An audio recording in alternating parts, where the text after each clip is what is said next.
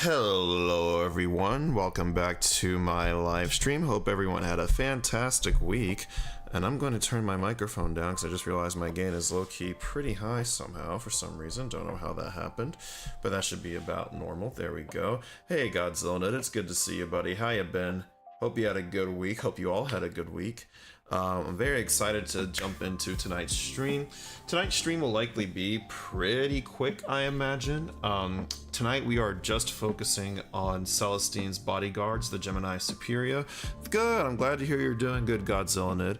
And we're going to be speed painting up these models just because, you know, since they're not the main centerpiece of the entire unit, I figure we might as well just give them like a quick but good looking speed painting job, just so that we can get those knocked out before we approach the end of painting Celestine herself, which is actually coming up here pretty shortly. There's not much left to do really on the main model herself except for paint her sword and then airbrush her wings, and then from there we're gonna actually be pretty much done with her, and then we can do her base of course as well. So yeah, that's kind of where we're at right now. So this stream might be pretty short. I'm also a little tired today. I'm not feeling the best, I'm not gonna lie, but I still wanted to hop on real quick and hang out with y'all and get some good painting done because I haven't done any painting all week since I last saw you. But yeah, that's gonna be the gist of tonight. Otherwise it's gonna be pretty chill, and as always, thank y'all so much for supporting my channel. If you like what you see here, don't forget to leave a like on the stream because that greatly supports the channel in ways that you cannot possibly comprehend unless you've watched as many YouTube deep dives on how the algorithm works as I have. Also don't forget to subscribe too if you're new here, and hit that notification bell. That way you know exactly when we go live every Friday night at youtube.com/Chimera Games. If you want to follow me on my socials, all those can be found in the description below. And speaking of socials, what's good? I don't know what that transition was, but hey Nikki, good to see you, fam. How you been? Hope you had a good week. Oh boy. Alright, I'm gonna switch over to the hobby cam here now, and we'll get started. Uh-oh. Lamp was kind of in the way there. Gonna adjust that real quick. Alright. There we go. Cool. So, here we are. Gemini Superior. And all their primed, and only primed actually, glory. This is actually just primer that's on here right now.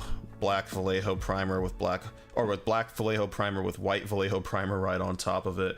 Actually, what we're basically going to do is like, I mentioned that we're going to speed paint these models up, and we're going to make them still look pretty neat, but you know, we're just going to speed paint them up real quick. Just to get them knocked down, and because they're not the main centerpiece of the model like I explained. And actually what we're going to do is we're actually going to use, or try to use, for the very first time, the Army Painter speed paints pretty much the way they were designed to be used, which is over top a pure white base coat such as what I have here, more or less. Some of you who with a more experienced eye might look at this and notice that it's not the most perfect white base coat, but it's going to be good enough for our purposes here. White's a tricky color to lay down, even with an airbrush, and especially because I put a black undercoat, or a black primer layer right below it too. But I do like the subtle shadows that we still have despite that. I think it's going to still look pretty good, and the coat itself is pretty smooth.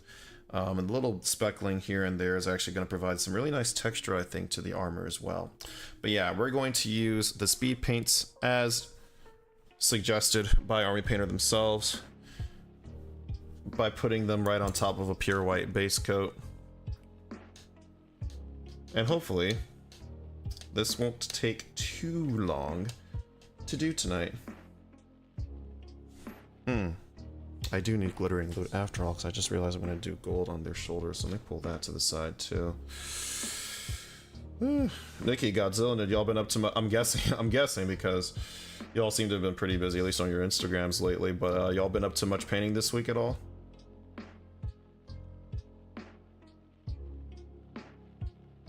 This poor brush has been beat up so much. Let's see. You know, speaking of purple, I actually don't know which one of these two purples I want to really use. Hive Dweller Purple is the purple I've used on purple armor in the past, but I kind of want to see what this purple swarm looks like, so I'm actually going to like really quickly swatch swatch these both onto my wet palette and see what happens. I've been painting the jump captain and I'm getting ready to paint another. Hell yeah, nice. Oh, you're about to finish Dante and your Lord of Virulence finally. Nice, let's go. That is a massive dub right there. We love it when a painting project comes together finally at the end. Love that. I see you're painting your the jump captain. Nice, nice, nice. How many so if you have 2 jump captains, does that mean you have like 2 jump pack squads in total, Nikki? Also, I gotta say, I forget which specific unit it was, but those spears that you 3D painted for those other Minotaurs that you did, those looked really sick, I meant to say. Totally meant to leave a comment on there, but I don't think I did. I think I got distracted, but I can say it now, though.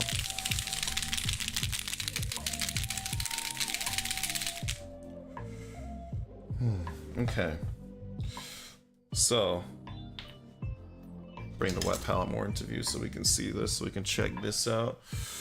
So, there's a drop of purple swarm right there. That's kind of what that looks like. Okay. I might do the purple swarm honestly over the hive dweller, because what I'm noticing immediately is that it's actually a little bit more vibrant than hive dweller purple, which is the purple we, like I said, we have been using for a while whenever we want to speed paint something purple. What kind of black primer did I use? I used the Vallejo model color black primer. I'll show you my bottle of it right here. I'll show you that right now, actually. I got it right here next to me. There we go. This is a, let me see, how many milliliters is this bottle? This bottle is 60 milliliters. This is a 60 milliliter bottle of Vallejo Black Surface Primer. There's the number right there, the reference number, in case you want to find the exact bottle. This bottle, this one bottle, Godzilla, I am not even kidding. I bought this in either like March or April of 2022, and I still have not run out of this. That's how great of a value even just the 60 milliliter bottle of this is. And it's pretty cheap too, so like if you're looking for a good black primer, and the great thing about this stuff is that you can because Army Painter just released a recall of their matte black primer. Ah, I see. I did not know that. Did they, what was the reason? Do you know what the reason for the recall was? That's a bit of a bummer. Airbrush primers give you so much more bang, so much bang for your buck. Yes, I agree, Nikki. This one most certainly has. So you said, oh, so I painted one captain and replaced the head with a Minotaur helm. Then I found a cheap jump captain body on eBay for 15 bucks using spare parts and 3D printed jump pack. I'll make another. Nice, nice, nice, nice. Nice. We love resourcefulness with 3D printing and also shopping on eBay. But yeah, the reason I also really like using the Vallejo matte black primer because you can brush it on with a paintbrush if you don't have access to an airbrush, and you also don't live in a location that is conducive toward rattle can priming, like I do. Rattle can priming here in the city is tough. Quote, the recalled product has been deemed defective due to signs of cracking with a white shade when drying. This is especially noticeable when using a heavy application of the spray primer. Oh, interesting. Interesting. Okay. Well, hopefully they get that resolved soon. I know, not Vallejo, sorry. I know that Army Painter primers are generally pretty popular among miniature painters, so hopefully they get that resolved soon so that people can get right back to using their favorite brand of primer. Oh yeah, I really like the way this purple swarm looks. This is actually quite nice. This is actually really, really nice. That's a really nice, really vivid purple, like it says on the bottle. Literally says vivid purple on the bottle, so I can confirm, in fact, that it is quite a vivid purple. I'm using their white right now. Nice, nice. Yeah, their white, like if you're gonna use a rattle can, their white is definitely the preferable one, for sure, for sure. For sure, and for a while before I before I acquired my airbrush, their white was the one that I used, just because, yeah, no, White Scar, White Scar from Citadel, bad, Bad, bad, bad, bad, bad. Bad, bad, bad, bad, bad, bad, bad, bad, bad. That's all I have to say about that. It's just bad. That paint, that rattle can, bad. One of the worst I've honestly used, if I'm being perfectly honest, perfectly candid. Yeah. Okay, probably have to get the smaller brush out here in a little bit, just to get to the harder nooks and crannies to get to on this model, but for now, for initial passes, this slightly bigger brush will do just fine.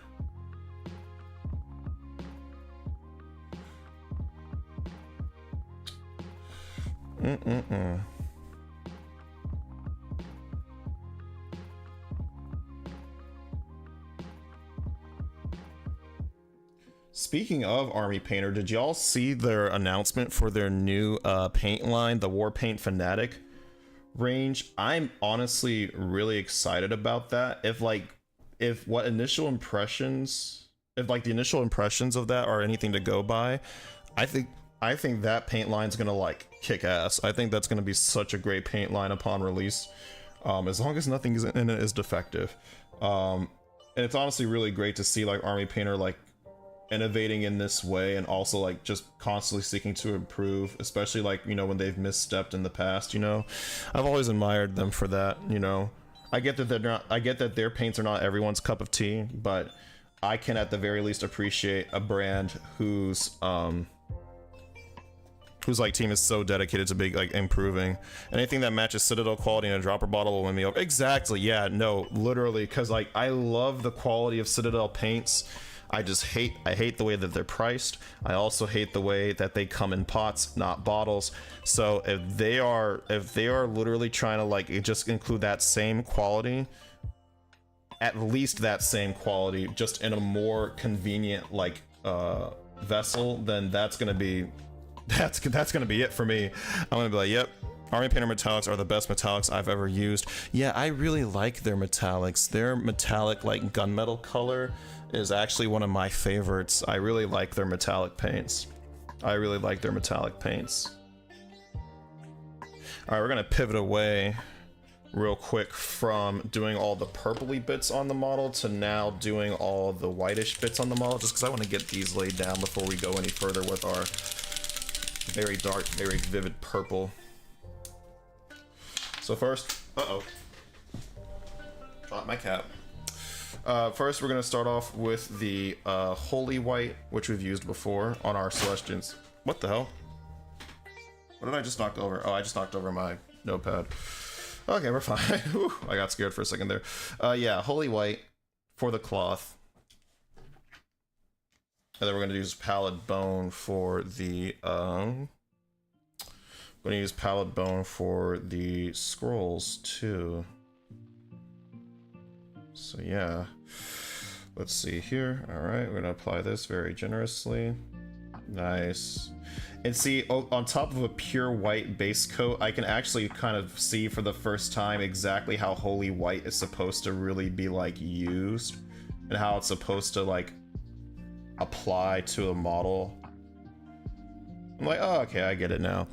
Ultralord has been going ham on Instagram. Yeah, right? No, he has been doing a fantastic job. Absolutely killing it with the posts and with his minis. I'm like, also too, like, I'm just happy that he's finally able to make his way through his backlog too, of minis. And he's been doing a killer job, especially like for all the minis for his D&D campaign. Like, damn, absolutely killing it.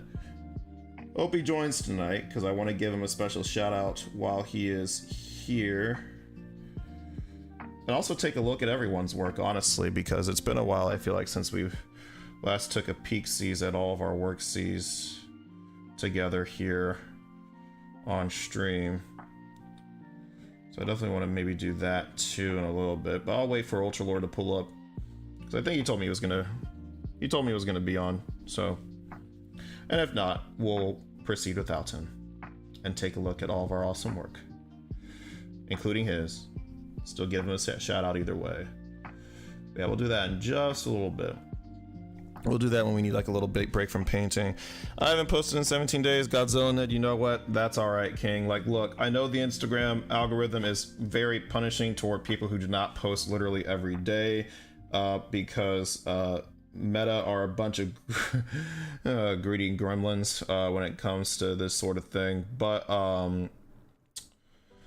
you know what? I barely post on my Instagram anymore, and honestly, you know, I only post when the time is right. I post when I got something to share, and you know what? As long as I, you know, ignore like all the analytics and shit, I'm all right with that. Now, of course, you do what you want to do in terms of like paying attention to like the analytics or whatever the fuck, you know, but like I've recently discovered for myself that if I'm going to like maintain like the joy in doing this, I just gotta ignore the fucking numbers. Like, seriously, like I don't know if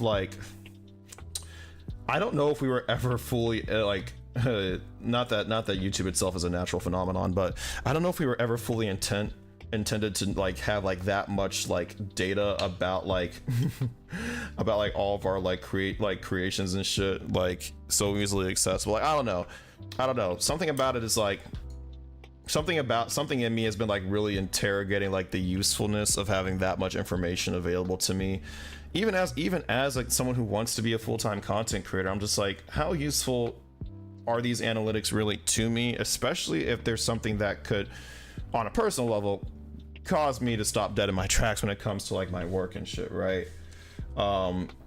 Is that therefore something that could even be construed as useful for me if I find it kind of demoralizing to look at sometimes, you know? I don't know. Part of it's too is like, you know, I have to worry to like, you know, look at the analytics, see what they teach me, you know, of course, but at the same time, you know, nothing is better than the Ultramarines. Is that so? I do love me a good Ultramarine moment.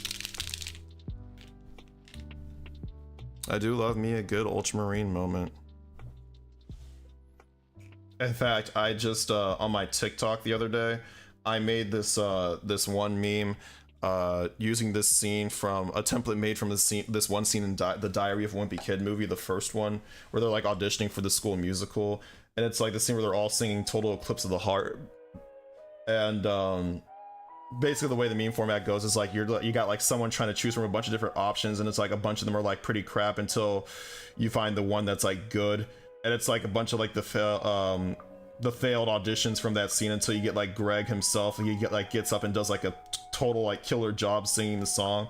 And the way I structured the meme, you can find it on my TikTok, but basically it goes like, oh, it's like the emperor trying to choose a new son, you know, just for the memes, because of course the emperor is, you know, on the golden throne and most of his sons are dead or missing. But you know, it was just jokes, right? And I said that like I basically made it out to be like his at least on the surface, that his like favorite son is Rabute Gilliman, right? Except remember, like I said, it's like at that point I'd be like likening him to Greg Heffley, right? And the number of people in my comments like, oh my god, let me tell you something, this one TikTok, so much fucking engagement on this TikTok, and I'm willing to go on the record here and say like this I thought was so funny, because I didn't realize people had such strong feelings about the Primarchs. Frankly, I guess I should have known better, but like holy fuck, people were like, oh my god, no, it's Sanguinius, what the hell are you talking about? And like, yeah, I get it, Sanguinius, he was kind of a G for what he did during the Siege of Terra or whatever, except for the fact that, you know, he fucking choked at the 1 yard line and fumbled the ball, and you know the Emperor still got mortally wounded. Couldn't prevent that from happening, big guy. But you know, I said like, you know, the favorite would be Rabute Gilliman and everything, and like the people, like some people were like getting legitimately mad at me, and I was just like, y'all, if y'all think me likening Rabute Gilliman to Greg Heffley is a compliment, y'all need to go back and reread Diary of a Wimpy Kid, because people are like, oh my god, did you even read the books? Like clearly Sanguinius is the favorite. I'm like, guys, please. If you really think that me likening Rabute Gilliman to Greg Heffley is a compliment, nah, y'all didn't read Diary of a Wimpy Kid if you think that, for sure. Anyway, I just thought that was a funny interaction that happened on my page. I do love making those Warhammer memes on my TikTok. And like, yeah, that's the other thing too. It's like I haven't been so I went like for the last like maybe 4 or 5 months posting consistently every day, or at least every weekday on that page, but now I'm like starting to slow down. Oh, nice. You also finished the End of the Death Volume 1. What'd you think of it?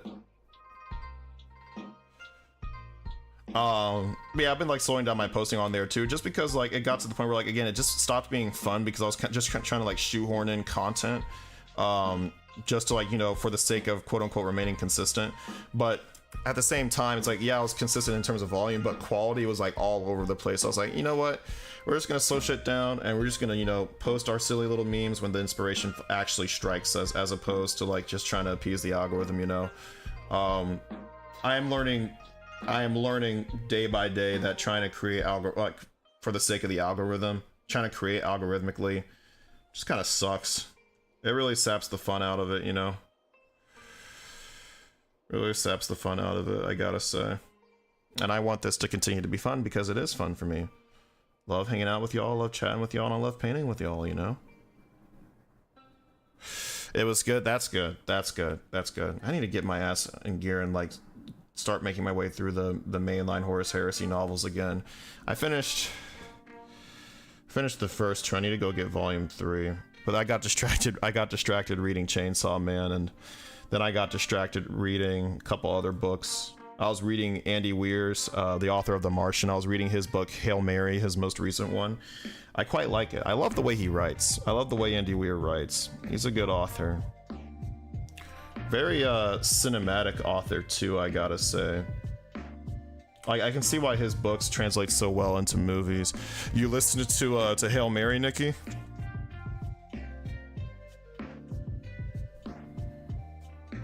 Reading Chainsaw Man? Yeah.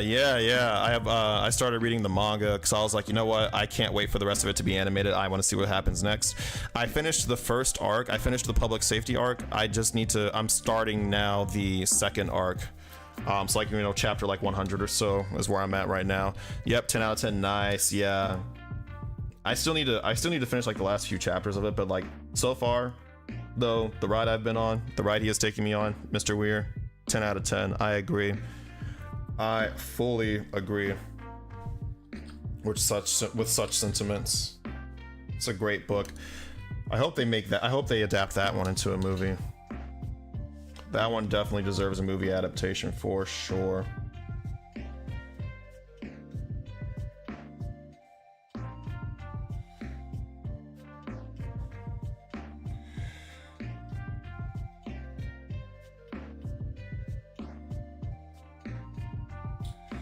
Okay, let's try and get into like all the little nooks and crannies we can't quite reach with the big brush here.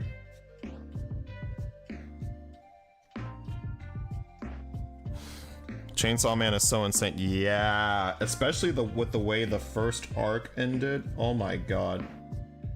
I was like, damn, this shit is crazy. It is actually bonkers. What did you think of the chapter with, oh my god. Oh my god, that chapter was so, it has been so long since I've like read something that genuinely took my breath away. Godzilla did. Oh my, I like literally gasped. I was like, wow. Wow. And the way that it's drawn too, it's so like, honestly, like that artwork, so devastatingly beautiful. Fuck yeah. There's like, I'm like, this is gonna be one of those chapters of literally anything that I wish I could go back and reread again. You know, it goes so fucking hard. Oh my god, like the way they like break it down is like a sort of mission report with like what happened like to the minute at certain times throughout like the event. I'm like, wow. I'm like, this is such a really cool, and again, very cinematic way of like framing shit. I'm like, this is why I love reading manga and graphic novels in general, because like you get cinematic moments like this like on a page. I'm like, how fucking cool is that? You know what I'm saying? But yeah, chapter 75 of Chainsaw Man goes insanely hard and is such a devastatingly beautiful chapter of manga. And when the Chainsaw Devil blitzes and one-shots the Hell Devil, yeah. That was fucking cool. I agree. That fight was sick. I cannot wait to see the way that Mappa ends up animating that once they finally get to that part of the manga. That's gonna look really fucking cool on screen.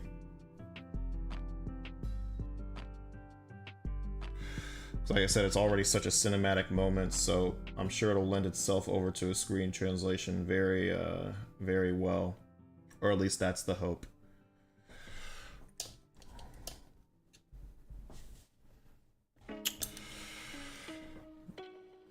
But yeah, now it's time to see what that's, what this, new arc has in store, I suppose, yeah? So hopefully that ends up being pretty good. Hopefully that ends up being pretty decent, you know, at the very least. I know sometimes in manga and in anime, like, second arcs can be kind of tricky to pull off. Especially if like your first arc was pretty good. And that fight with, oh yeah, that fight with all the other hybrids, yep, that battle royale, that went insanely hard. Yep. I agree. Just like fight after awesome fight for sure in those like closing chapters of the arc. Overall, 10 out of 10 reading experience. Gosh, I wish I could read those all again for the first time.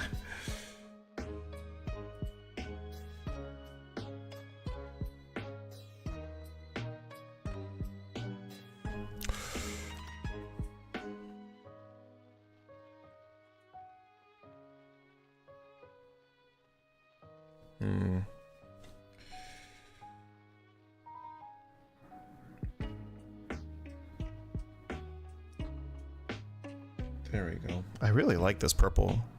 Like, literally everyone gets, yeah, everyone gets wrecked in that fucking fight. Yep.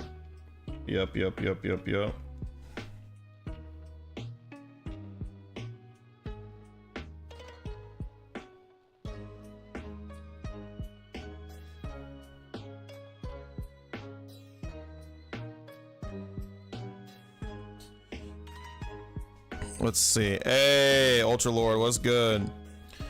Glad you popped in tonight, bro. We were just talking about you. We were just talking about how you've been going hard on the Instagrams here lately.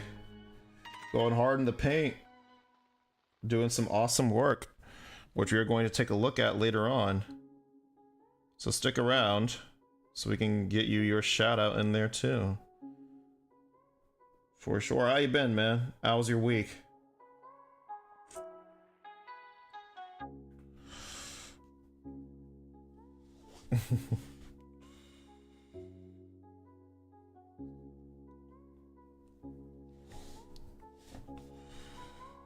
Let's see.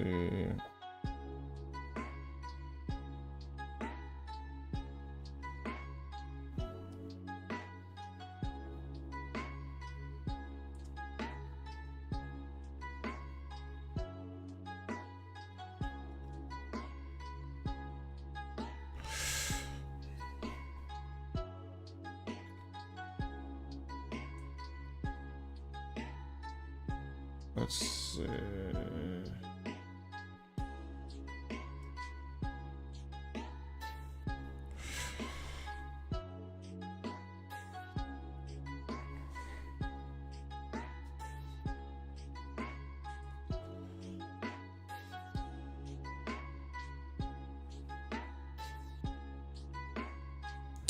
Oh, thank you guys. I've been trying to post daily since I have a big backlog of things I've finished. Hell yeah.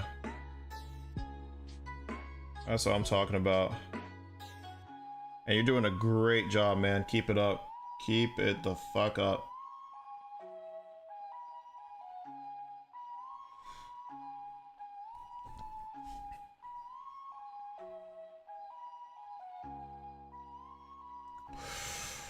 We're doing pretty well. Things are busy, but that's mainly the time of the year. Yeah, that's true. We are getting to that time of the year where if you got any free time, yeah, no you don't. Yeah, no, you do not have any free time, in fact. Free time is an illusion during this time of year. I feel that.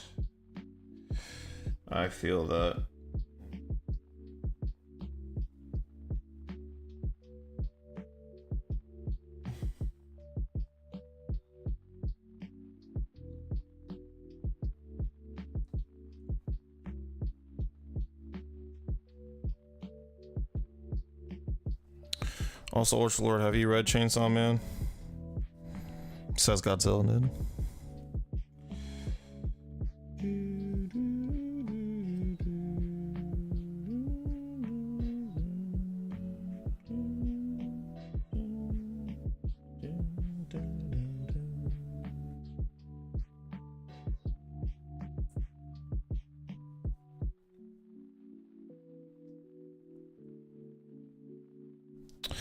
I don't. I watched the first season of the anime, or I think I have. They split it into. I think I may have missed the second one. No. You did not miss the second one. No, there's only one. There is one season of the anime. If you watched only one season of the anime, then you've seen all of the anime that there is to see for the time being. You're good. You are, in fact, good.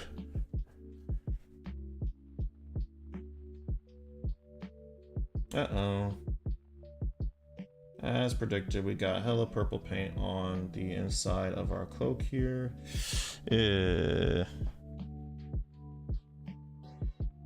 Yeah, Ultra Lord, I am not gonna lie. I agree with Godzilla Nid. The manga is pretty lit. It is pretty litty. Definitely recommend it if you're ever looking for something to read. To pick up and read. Trust me, it goes by fast. Like, if you're concerned like that there's too much of it, don't worry. Don't worry, shit devolves pretty quickly in the further chapters of Chainsaw Man.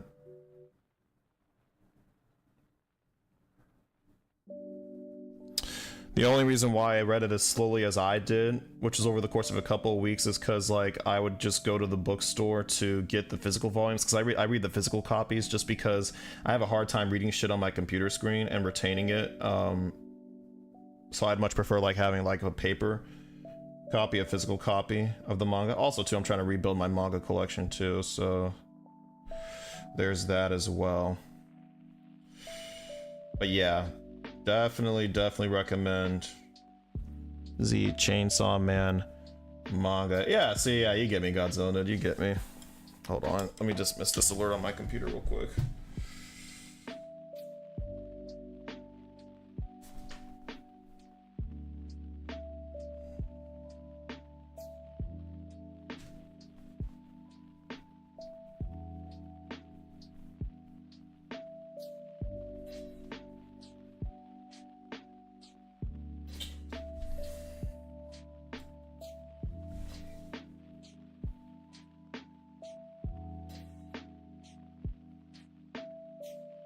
Let's see, I haven't ever read a manga front to back, so maybe it'll be my first. Yeah, honestly, it's a good one to be your first, because like I said, the pacing of it is pretty quick, so like it won't go by like too slowly, you know? You can easily finish like a volume's worth of chapters in like a single sitting. It's a pretty easy read, in my opinion. Okay. Take this one down for now, and we're gonna swap to the next mini. Here we go. And now let's do her armor. Thankfully, her legs are a bit more separated out from like the rest of the bits that don't need to be purple, so hopefully getting the purple paint exactly where we want it is going to be a little bit more of an easier task with this one, with this particular Gemini Superior. Here we go.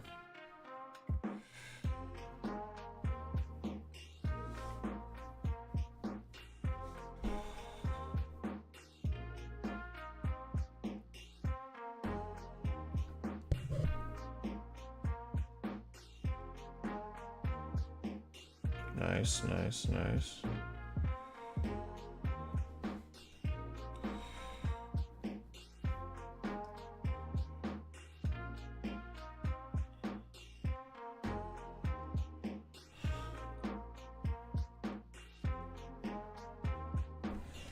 There we go.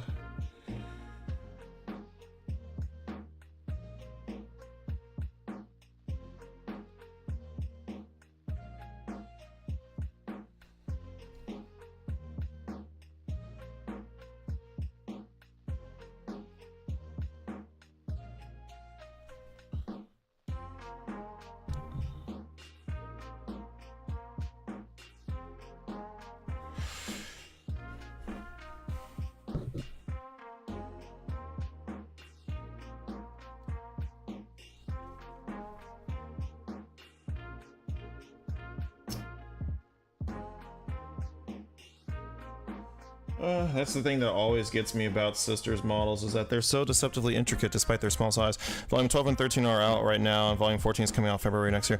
Oh, so 13 is out now. Okay, because, like, you know what? I've been having such a hard time finding 13, because I have volumes 5 through 12 right now. The reason why I have volume 5 is because that's where the volume 5 picks up where the anime leaves off, right? So I don't have 1 through 4. I will get those for my collection eventually, but they're not like essential right now for me to, like, you know, be able to read. But what was I gonna say? I've been struggling to find volume 13 though, because it's like nowhere. It's not in any of the bookstores near me. So I've been like waiting for it to pop up. I might go tomorrow since it's the weekend and to my bookstores around town and try to find it so I can keep on reading.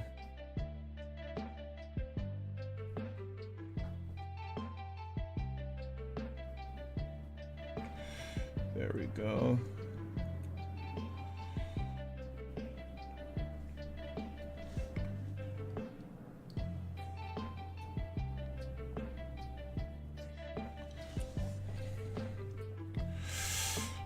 And then volume 14 comes out next year. Okay, bet.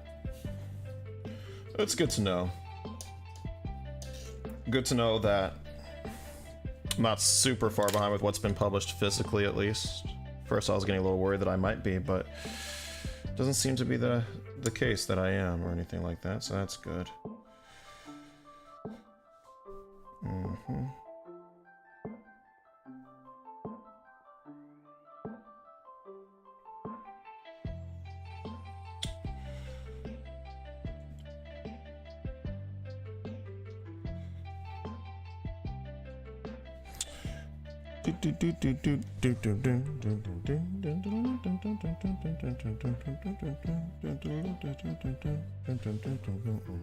Yeah, a little bit more purple swarm. Some fresh purple swarm down on the palette. There we go.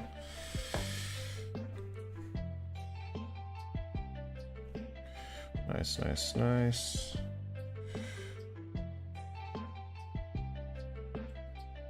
Nice. Okay, here we go.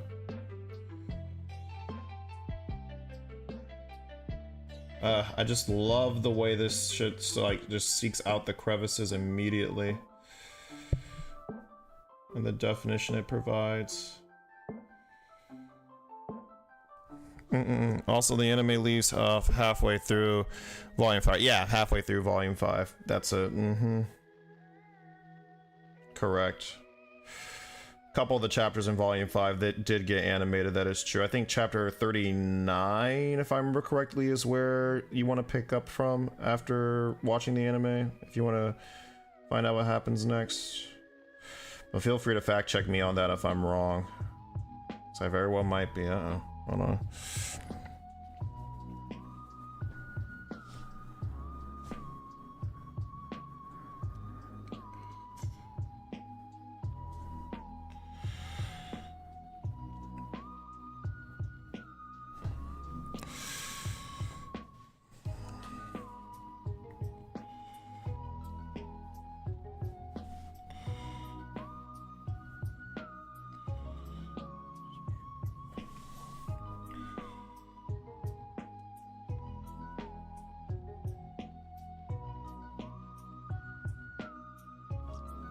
Last 3 pages of chapter 38. Gotcha. Okay, okay.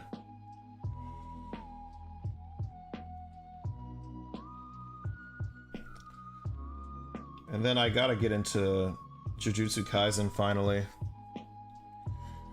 I meant to start watching it because I have HBO Max, but then they took it down from there, and now I'm like, because I'm gonna be real, I haven't used Crunchyroll in like 5 years. Just because, like, I stopped paying for it, and like the free experience on Crunchyroll with all the ads is, like, frankly terrible. Could pirate it. Honestly, I might. Or I might just borrow my friend's Crunchyroll subscription so I could watch it. Honestly, I might just do that. Just might ask for the Crunchyroll login. Leave it at that.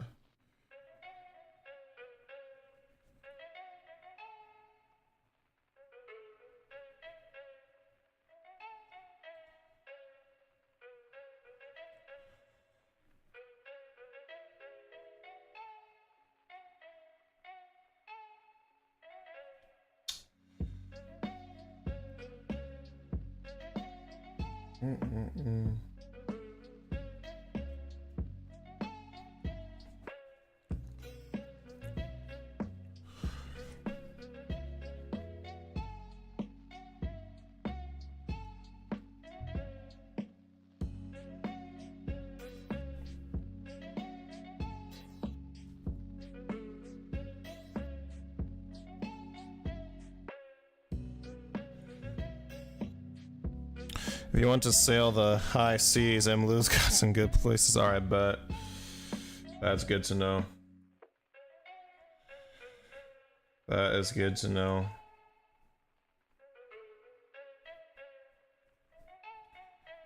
It's been a while since my days of sailing the high seas. YouTube, for legal reasons, that was a joke. I was just kidding. That was satirical, and you can't prove that it wasn't. Ah. Oh, YouTube.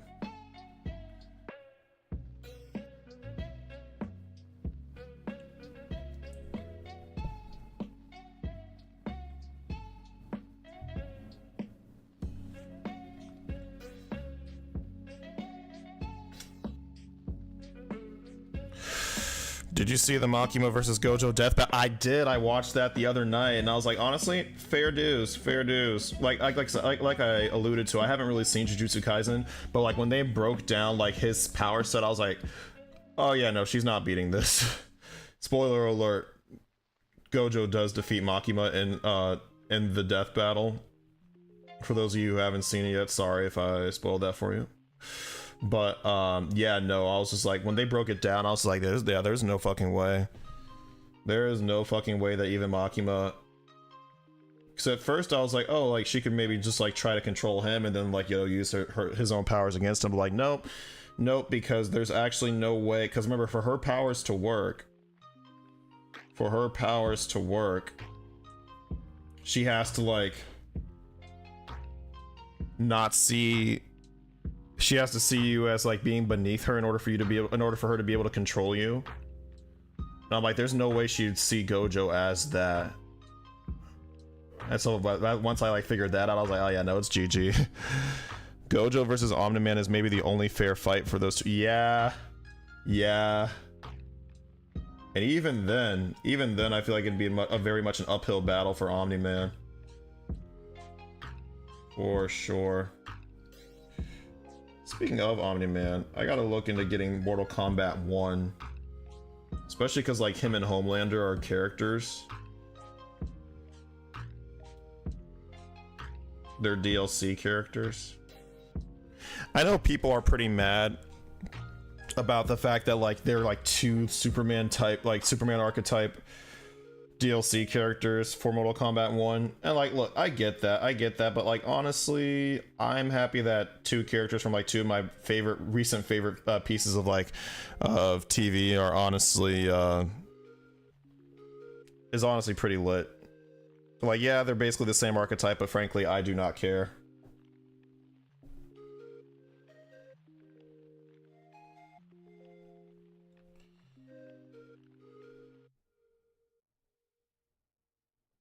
I feel like Omni-Man would definitely win in a fight between him and Homelander. Even though their powers are basically identical, Omni-Man is just a much more disciplined fighter.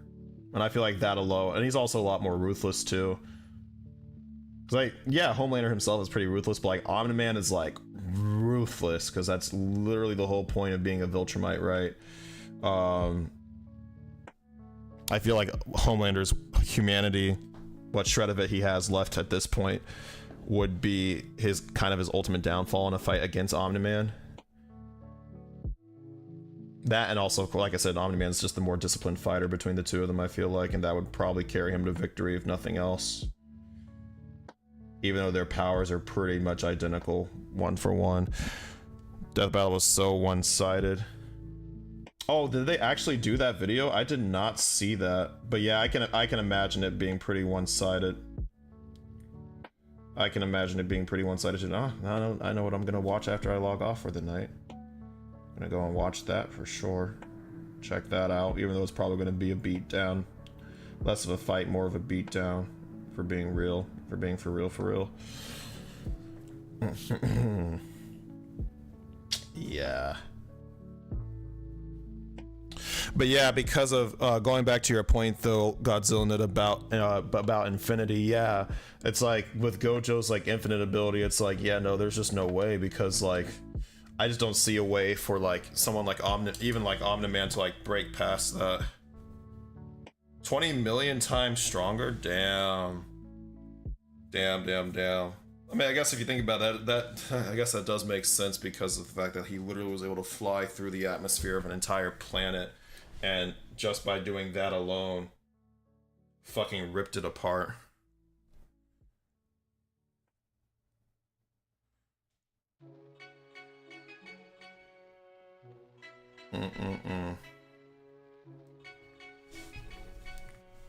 Right, but Omni-Man's like nigh unkillable, so I don't know if I don't know if Gojo could finish him off. That's fair. That is, sorry, Ultralight, I missed that message for a split second there. Omni-Man is like nigh unkillable, so I don't know if Gojo could finish him off. Yeah, it's like,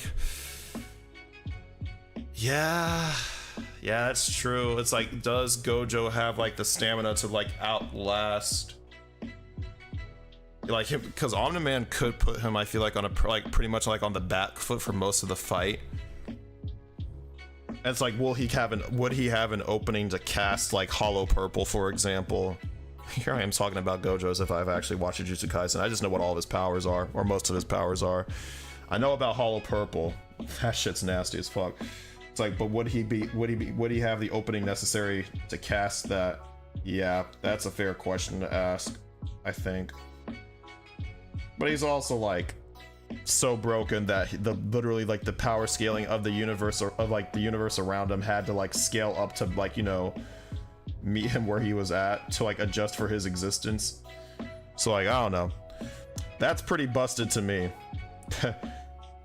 That's a pretty busted character you got if the whole like power scaling of your universe had to adjust to his existence, you know? Which I think is just such a funny way to describe how powerful someone is. Of such a fun, such a funny, such an inventive way of describing how powerful someone is. I could beat him. Really? You, no wonder you wrote in all caps all that capping you're doing, Nikki. Oh, God. But,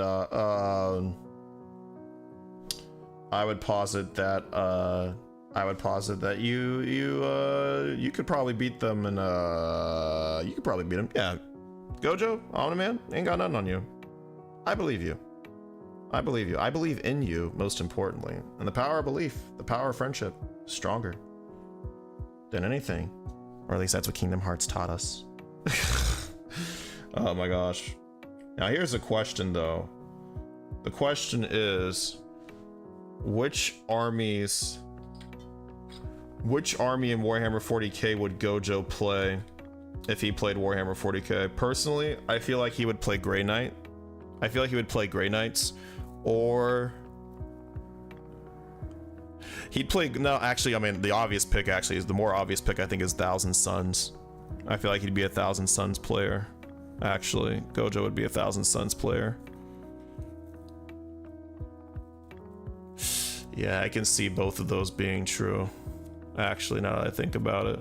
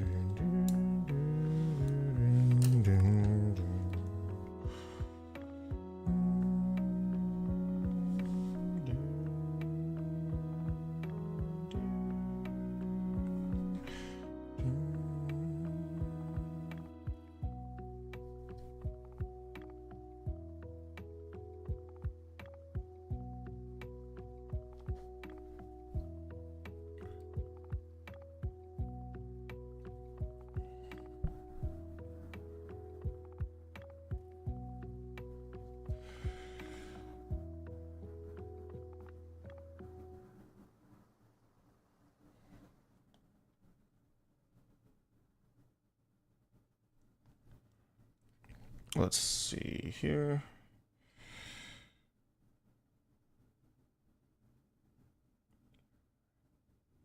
There, okay.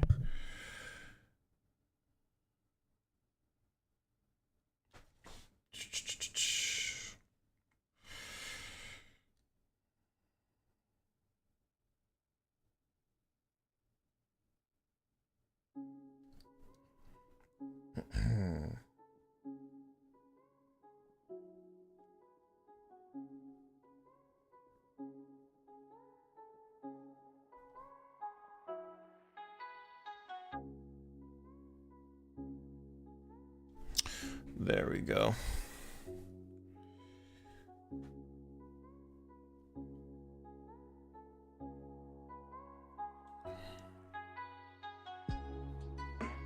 Cool. Now let me make sure I hit this up with the appropriate amount of white.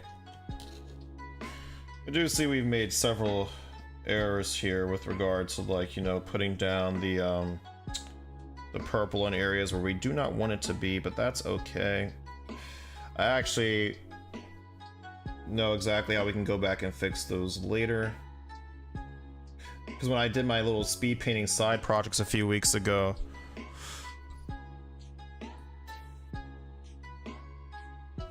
I had run into the same sort of boo-boo, so I had to figure out how to get that shit sorted out. Let's see. Okay, stick with me, but I think Gojo would play some Tau, but try to make that. Wait, I actually love that idea.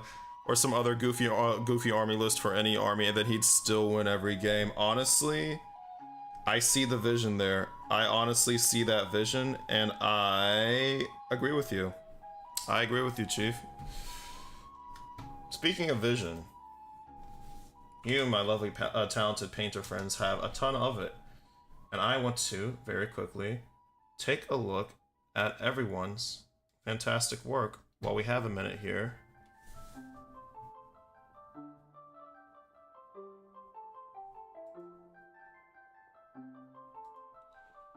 Let's see. Just gotta...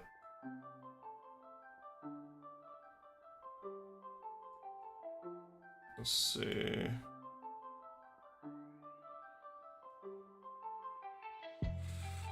Hold on, it's making me log like back into my... Ah, jeez, okay. Alright, give me 1 second, just gotta get this shit sorted out real quick. There we go.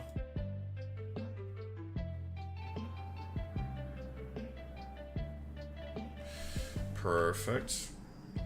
Thank you for only just now acknowledging my username change. Instagram on desktop. Okay, let me pull up. We'll start with Godzilla Nid first. So we got Godzilla Nid's page right here. Follow him, y'all, if you haven't already. But I see both of our main squeezes, Poster Boy Paints and Ghost Cat Mini Art. Follow him as well. Fantastic. We got a beautiful, gorgeous Norn Emissary right here. Oh yes, we did take a look at this already. Yes, I remember taking a look at this very well. Got some lovely green skin texture, lovely layers going on there, nice depth to it. Of course, we got plenty of glorious blood and gore, especially on the claw ends right here. Very nice, very nice. As always, do love the way you've managed to make the purple, green, and orange color scheme work with the red spots to accent. Beautiful, beautiful. Love the detailing on the base too. Love this banner. This banner with the splatter, fantastic touch. Well done, Chief. Well done. Oops. Brought up my newsfeed by accident right there. Moving on though, moving on to our next friend. Actually, I'm just gonna paint right here. We're gonna go to Nikki, aka Ghost Cat Mini Art. Check out his page real quick. Got some gorgeous, gorgeous Minotaur Reavers in the skies. Look at that. Or this is the same one actually. This is the spear I was talking about earlier, by the way. First of all, love the paint job you managed on this. And also just love the way that these look too. These are really nice. These are really freaking nice. Let's see what else we got here. Ooh. Got some very nice Corn Berserker action going on here too, in both their Horus Heresy era color scheme and then their current modern day 40k color scheme as well. Very nice, very nice, very nice. Yeah. See, Nikki's been very, very busy, of course, as always. Oh, you know, Nikki actually explained this earlier. You 3D printed the helmets, right? Let me look back. I'll look back in chat for a second, unless Nikki himself replies. But last but certainly not least, we got our newest mini painter on the block, on the Instagram block. We got Poster Boy Paints, aka Ultralord, here in the chat. Got some gorgeous D&D mini action going on here, particularly with your Sitali the Venom Queen, which looks fantastic. Love the cloak, by the way. Also, you did a great job with the face, my guy. I wish I could do faces that well. I am learning, though. One day, we will get there. Love Hedera here, too. An evil dryad. Love it. Love the face. Love the layers of the skin, too. Also love the base with the grass and the tree. Very nice. Very nice. And these are just some of our friends' awesome work here, y'all. So yeah, there you go. Let's see. Let me find Nikki's explanation of how he got the helmets. Oh yeah. Here we go. He says, so I painted one captain and replaced the head with a Minotaur helm. Then I found a cheap jump captain body on eBay for 15 bucks using the spare parts and a 3D printed jump pack. 3D printed jump pack, and I'll make another. Nice. Yeah. So yeah, Nikki's got access to a 3D printer right there. Very cool. Very nice. Okay. Moving on with our own painting over here.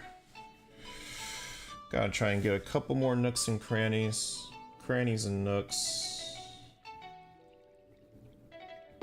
Going to try to, at least.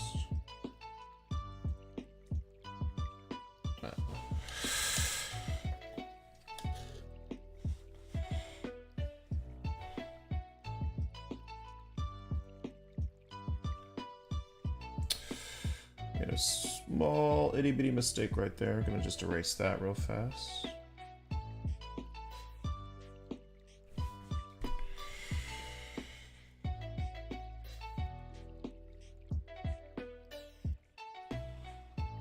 Gonna touch up this area right here just a wee bit. There we go.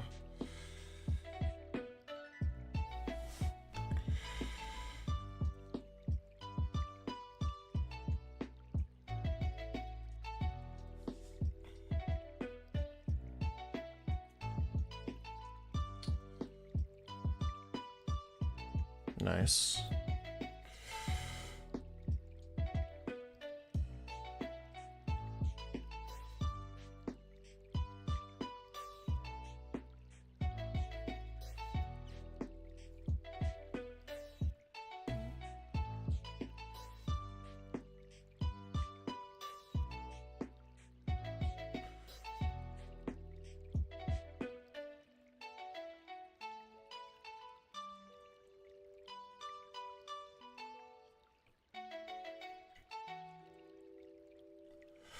Get underneath the shoulder pads here. Whoa. Cool. Perfect. Let's go and investigate other nooks and crannies in this model over here too. The nice thing about these gals is that their flight stands are a lot shorter, so they're not nearly as wobbly as Celestine herself is when it comes to holding the models in hand and trying to hold it steady while painting. Which is very nice. Which is a very nice change of pace, because I'm not gonna lie, y'all. I'm not gonna cap. I was getting so sick and tired of struggling to balance or struggling to stabilize Celestine while painting her. Like, honestly, I'm amazed with the progress we've managed to make on her thus far, despite that. Because oh my god, like, I know it might look like a little troublesome to you, like watching it on screen, but trust me, to me, like handling the model firsthand, it sucked. Quite a bit, especially because my hands decided to be particularly shaky in a few instances here and there. Which is always fun, of course.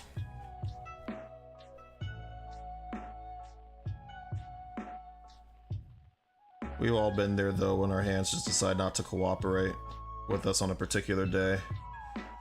We decide to sit down and paint, and it's like, oh, great. My hands are not working optimally. Fun. Fun, fun, fun. Fun in the sun. Sorry, I was out playing Darktide. Thanks so much for the shout out. Oh, no worries. Playing Darktide. Please do not apologize for that. Please do not apologize for such amazing activities. How was the run?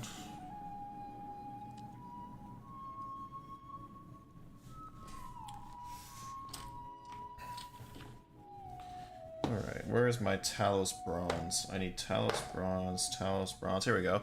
Next up, we're going to apply to the wings and to any other metallic bits we want.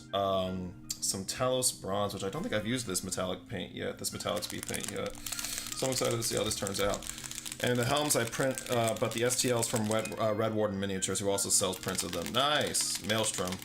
Went well, but rough. Nice. Good stuff. Good stuff.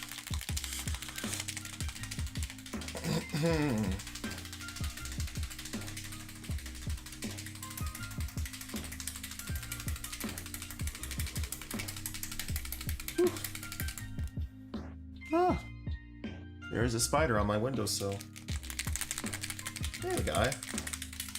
He's a tiny spider, so I do not feel threatened by him.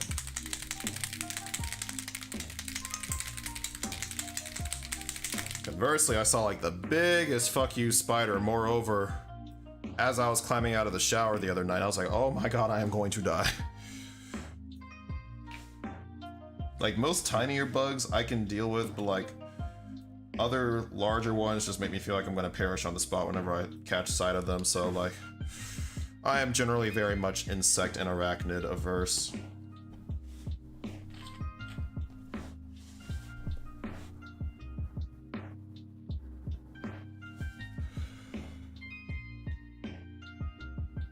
Nice.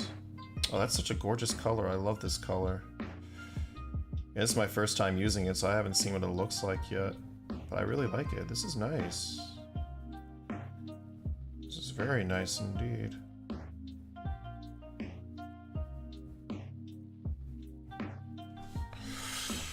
This is a very nice bronze color. I like this. I'm gonna definitely be using this more often after this.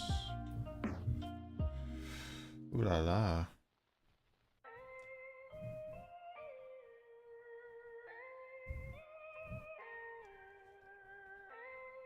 Yeah, it stands out really nicely against the purple too.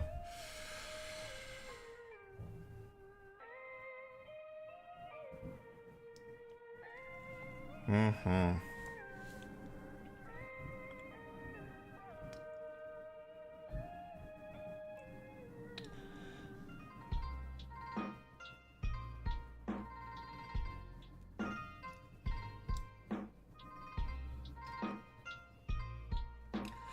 Trying to just navigate this back here so I can get some more of the wings that are tucked behind. See, the way you're watching me paint these wings right now, this is the exact reason why I wanted to, why I kept the wings off of Celestine. Because I wanted to avoid having to, like, you know, reach around the model in order to, like, get to the wings and stuff and potentially ruin the paint job.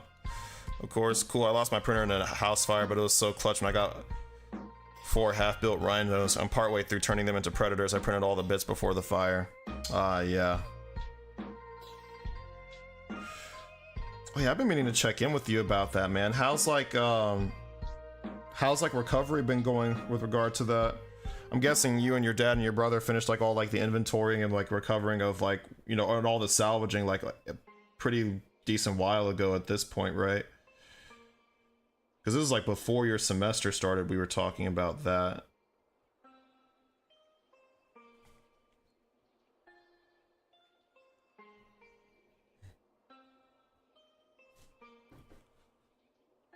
Oh wait, we gotta get the...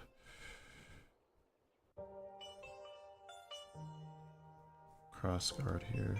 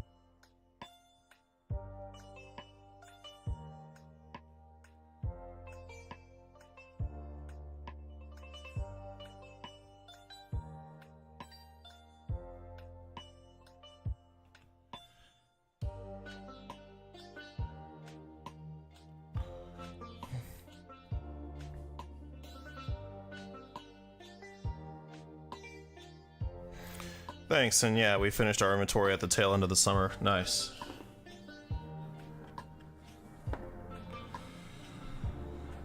Good stuff, man.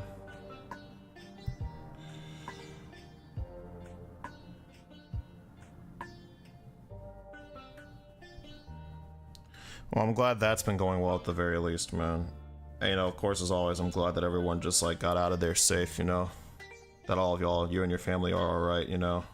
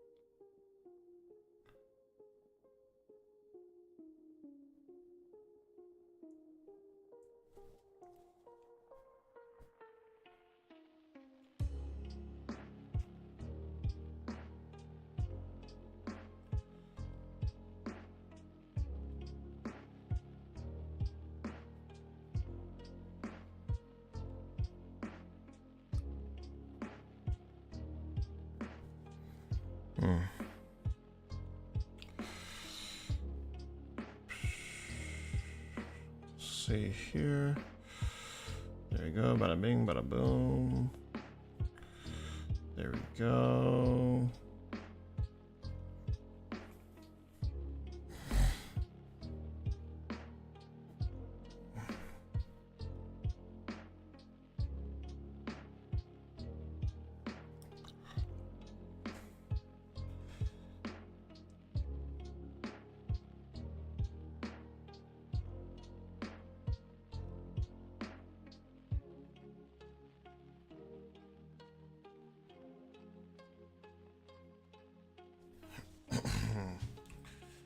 A few more purpley bits back there to paint. I just spotted. That's okay. We'll get those in a little bit.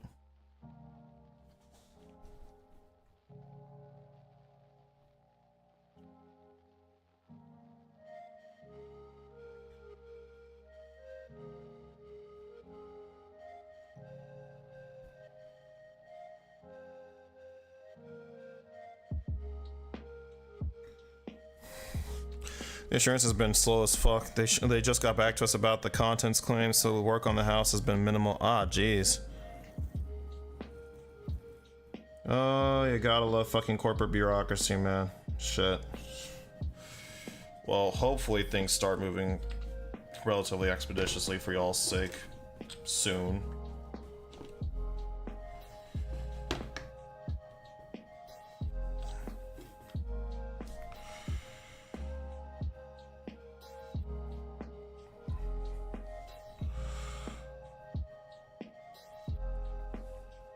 But relevant to the minis, a lot of them survived somehow. The foam trace things were stored and were basically fire retardant. Nice. Hell yeah. Oh yeah, didn't when I saw you and your dad over the summer, didn't he say that like his like second edition orcs or something like all survived perfectly intact? Or are they first edition? Remind me how old those were again?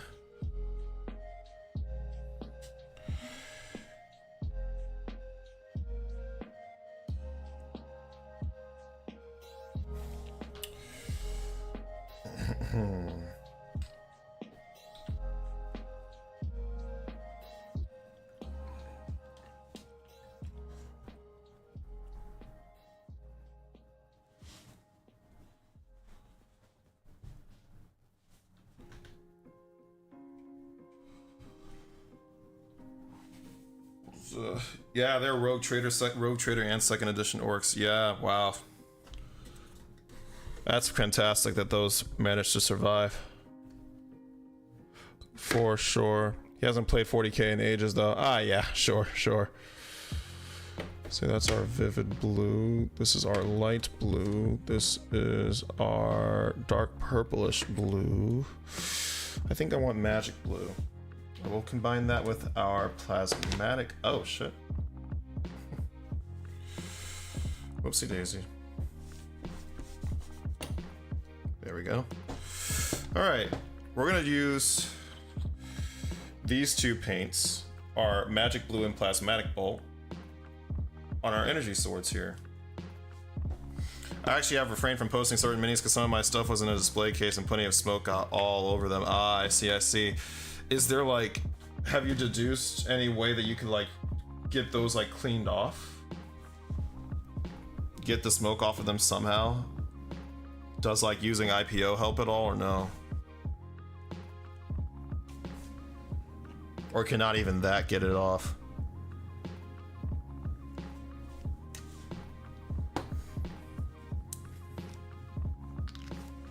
Actually, I need to shake both of these because I don't think I haven't used either of these in a minute, so.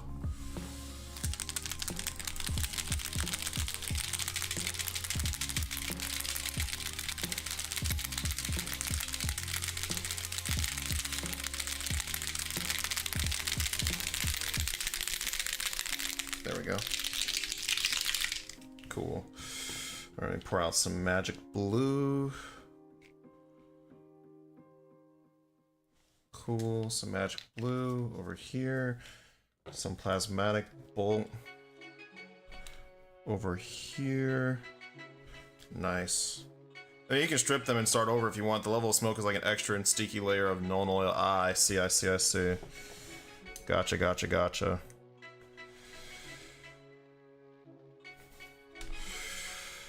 Okay. Just gonna very quickly, very messily apply that. Very quickly rinse that off. Grab our plasmatic bolt here. Gonna grab that. Get that off. And now we're going to run the two of these together. Ooh. Very nice.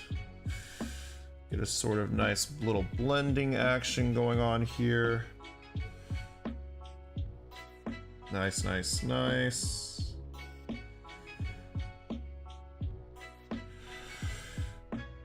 Nice. Might go in with another layer of the magic blue. Yeah, I might do another layer of the magic blue actually. Just because I want it to be pretty dark toward the bottom.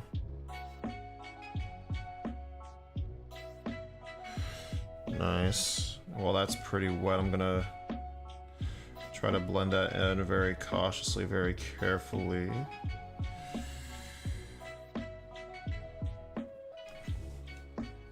Nice.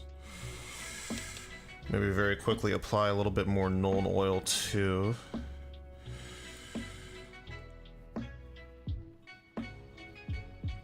Did I say Nuln oil? What the fuck? I meant plasmatic bolt. Sorry. I literally read your message again, Ultralord, as I was like about to say that, and like it just snuck its way right in there, didn't it? But yeah, there we go. Nice little blue to green transition there. I like that. Hold on, y'all can't really see that well because A, my light's pretty bright, but also not zoomed in very well. But yeah, you can kind of see where we're going for. Hold on, I'm gonna actually turn my lamp down so it's actually much easier to see.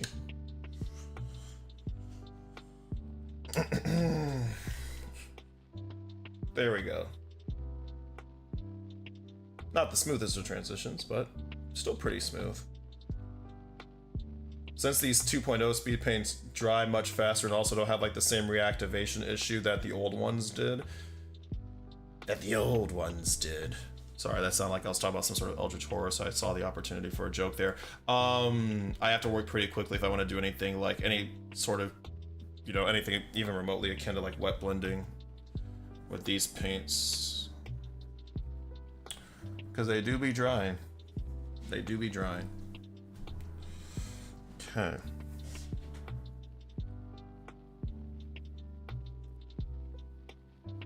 Nice. Alright, let's do the other sword now. Gotta be a little bit more careful with this one because this sword's hugging the body a little bit more closely, so I'm gonna be a little bit more cautious with the application of our paint here.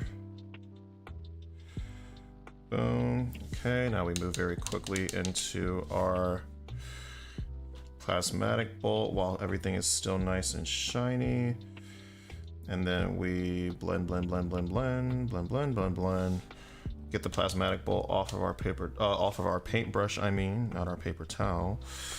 And then we blend, blend, blend, blend, blend, blend, blend, blend, blend. Until we don't need to blend anymore. Nice.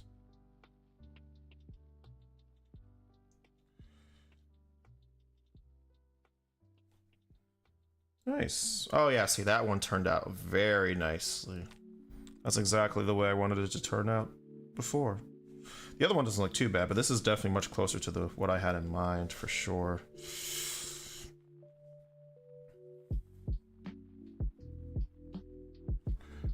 Probably because I used like a bit more paint. Loaded up my brush a bit more aggressively for this one, I'm noticing, than I did the last one, so there you go, there's that too.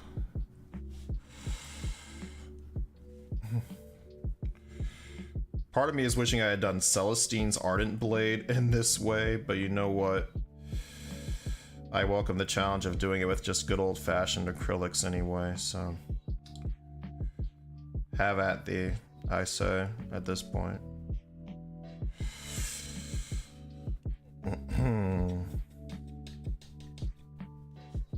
Hold on, let me try and go to this imminent tea stain right here. Had an imminent tea staining situation going on right there. Had to definitely rectify that before that started drying up on me. Okay, nice.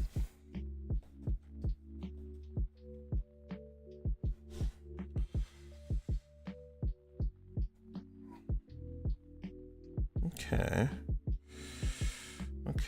Okay.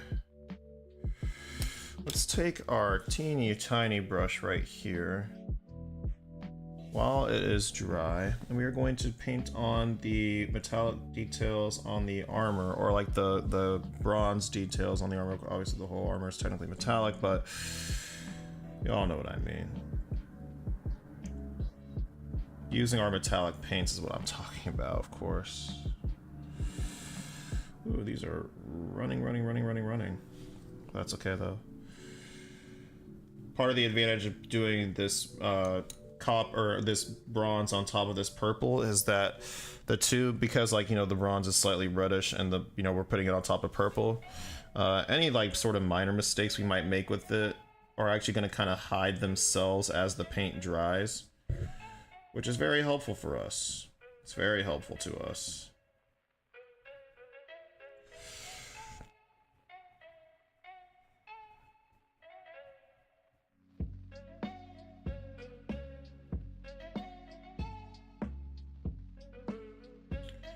We can always go back and correct with our original color later too.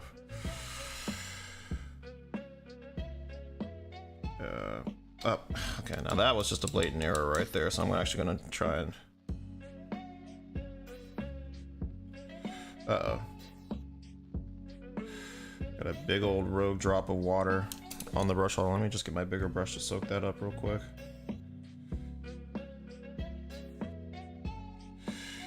Gotta be careful with those rogue drops of water on your paintbrush. They will ruin your day if left unchecked. Believe me when I say. But y'all already know that, of course, being veteran painters yourselves. Okay, just a little less paint on the brush this time. We're just gonna...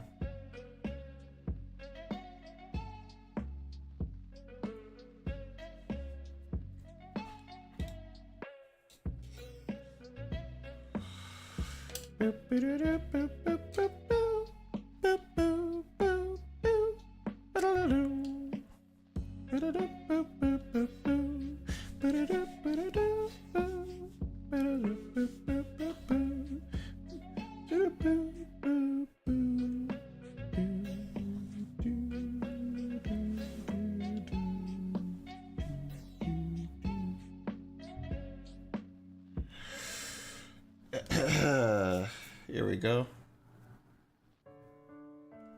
Okay. I need to correct this shit out of this knee pad real quick. Hold on.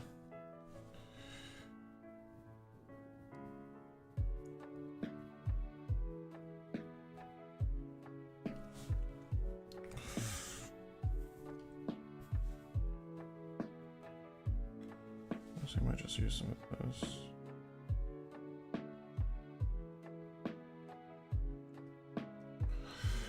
Nice.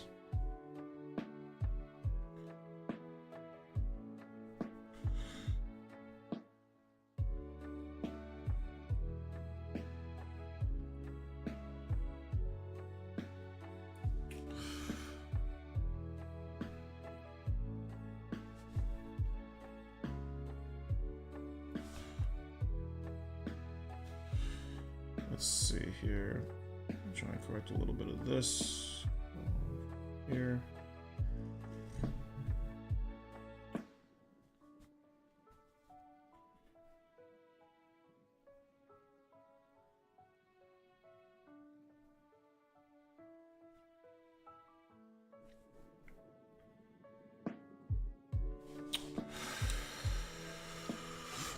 Here we go.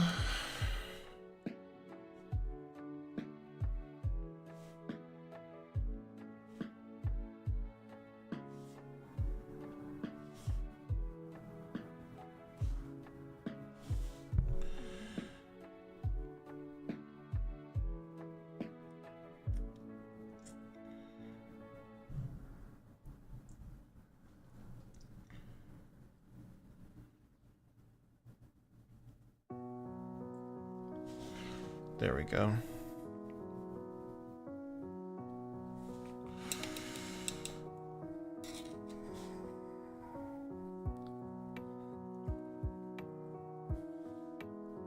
Ah.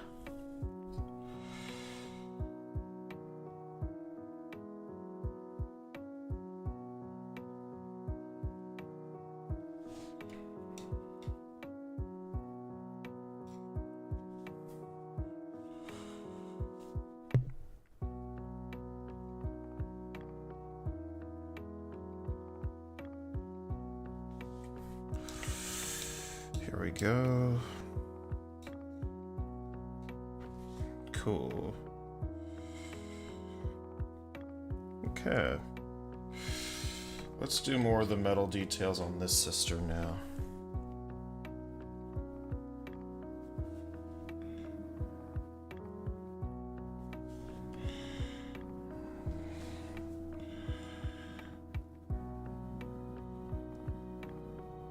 Let's see.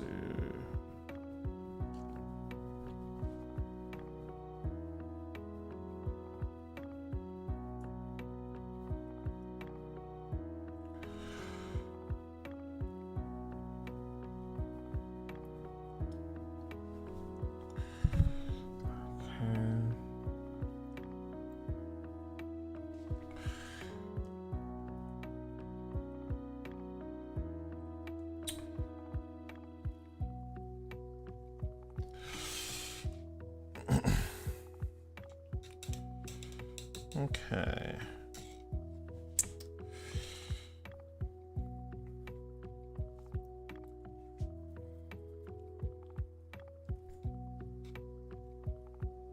Nice.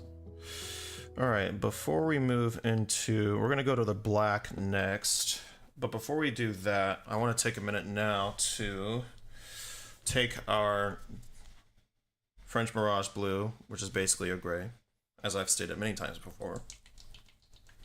And I'm going to take this, and then some white, standard white acrylic paint, and we're gonna mask all those areas that we made mistakes on earlier. Repair those up real quick before we move on to applying any more speed paint.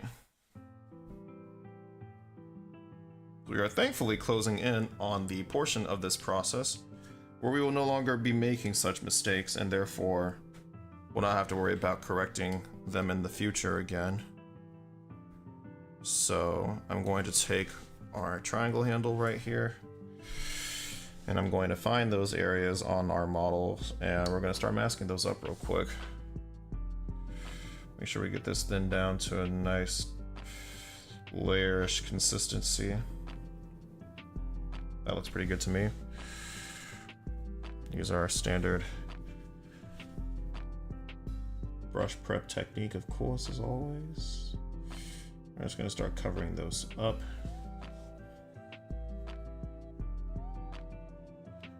I don't want to mask them up too aggressively in this phase, because then it's going to make it slightly harder to cover up with the white paint later on. We just need to really just need to cover the area that is affected and nothing more, really. This model is actually pretty unaffected, it looks like. The other one, though, I know is pretty darn affected. So we will be giving that one the TLC that it requires to that end. All right. Okay, let me actually TLC that one right now. Yeah, like right here, for example. Definitely gonna have to cover all this up. Oh, geez.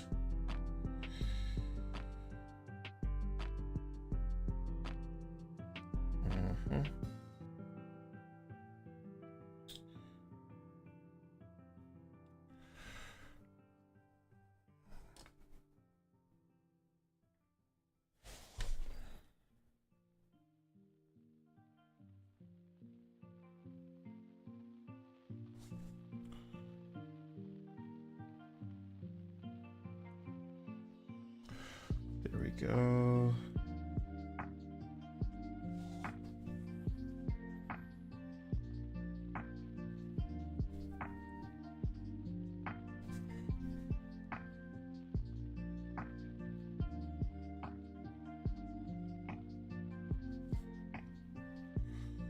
Get this part right here under the armpit that we hit by mistake.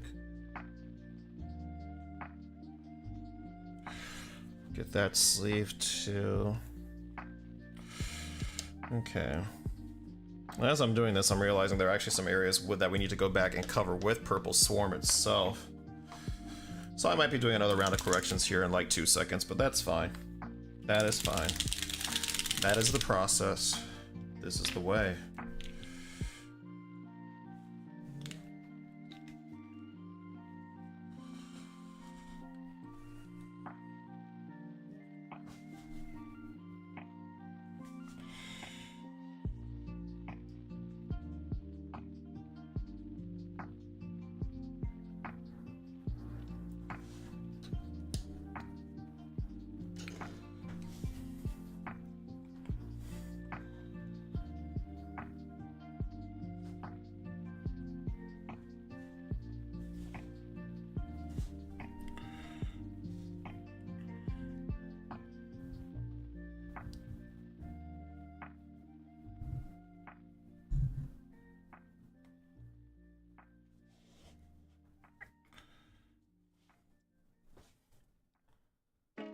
Let's see here.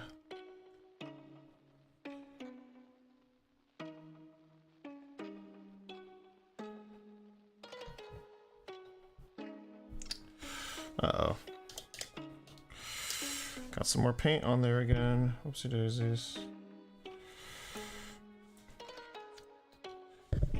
Hold on. Let me get the bigger brush to soak all that up. There we go. Very nice.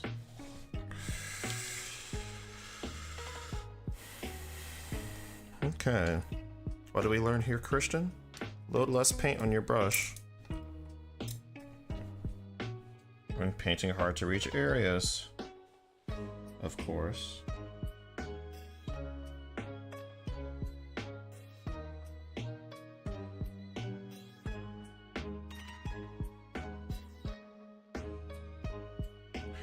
I forget how much this speed paint really likes to expand once you put down even just like the tiniest little bit of it. So it's important to always like load it up sufficiently, but also low-key like load it up with a little less than you think you need when getting into like those hard to reach areas, because then you might end up getting paint where you don't want there to be paint by mistake.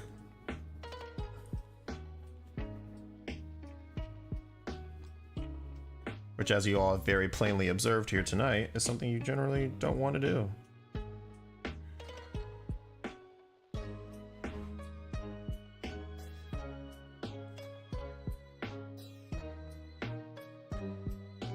Here we go. Oh, yes, right in here. That's sort of the area, the other area I wanted to cover too. I low-key forgot that quickly, but I wanted to go in here. Fix that up real fast. There we go.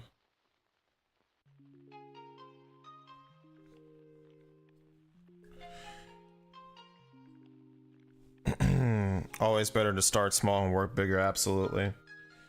Absolutely. Ultra Lord. That's why you're a pro, dog. That's why you are a pro. Such sage advice.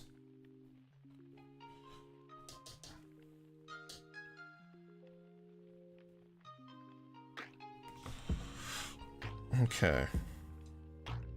Let me get my Grim Black out. Uh-oh. There we go. How are we doing on time? Oh, it's only 9:07. Okay, nice. Very nice. Very nice.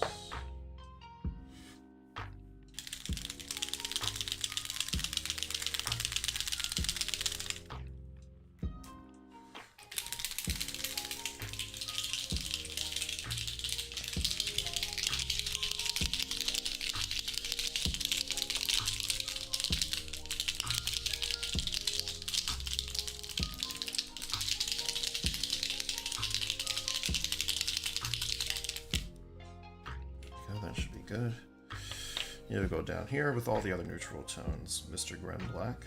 I'm gonna pour a decent amount of you because we need quite a bit of you. There we go.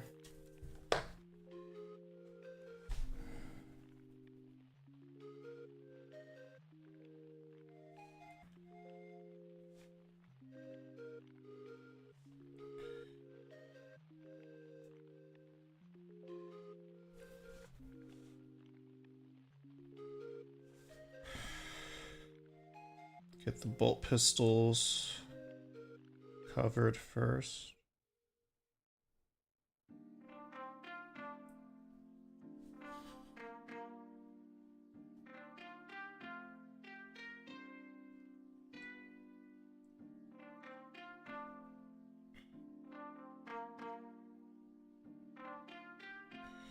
There we go.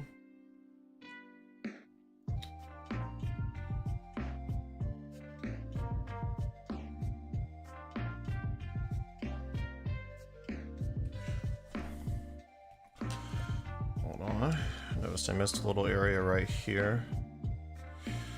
Our bronze. Hold on.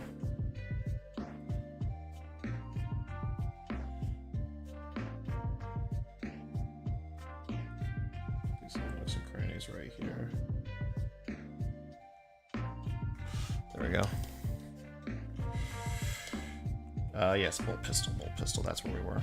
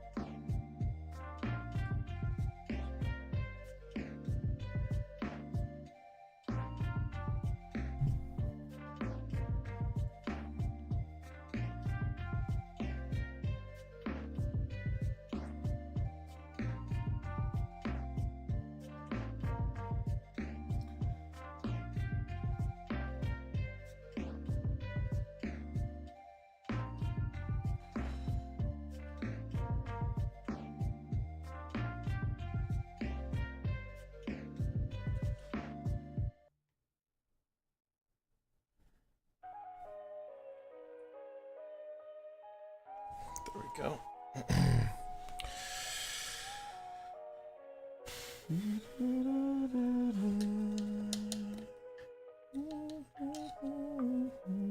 since we've been working on Celestine herself for so long, I had low-key forgotten what it was like to work with like contrast style slash like speed paint style type paints.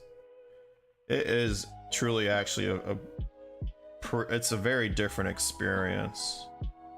I mean, it kind of goes without saying, but like it just, I'm struggling to find the words for it right now, but like the sensation, the muscle memory required for like operating the two are very different.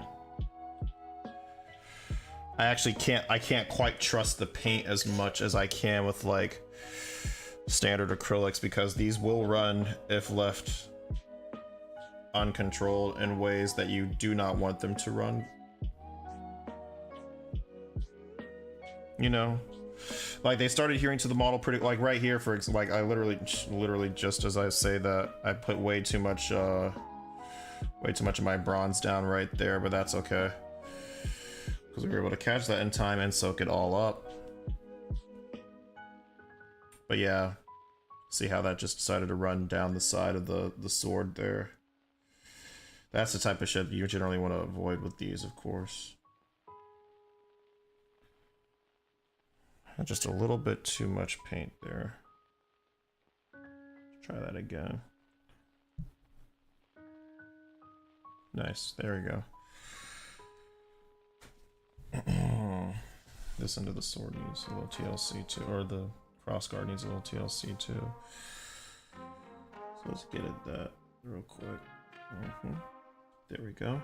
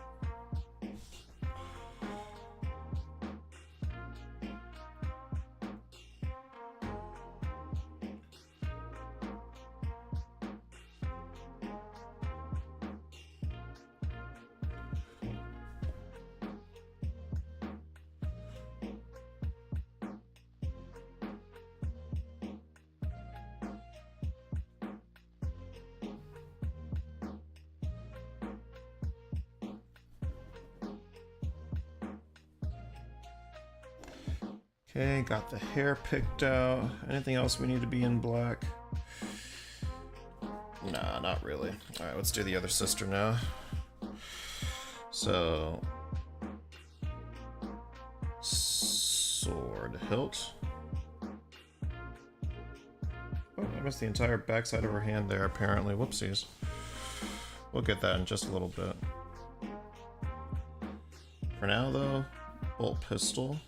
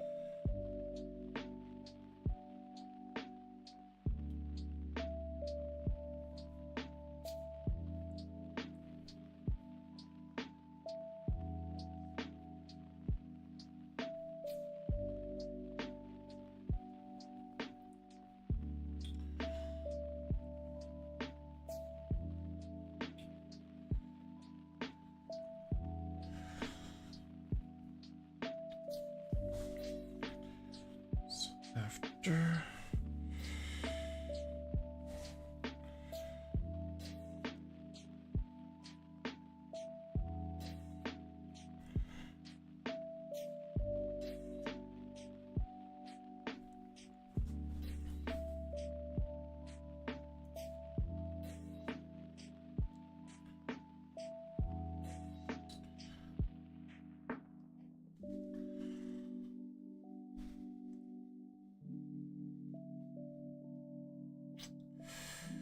go. Okay. Hey, Zeal! Thanks for joining in. I meant to message you earlier because I was going to ask you how your back is doing, but I hope you're doing well. Hope you're feeling better today. How you been? How's life? How was work today?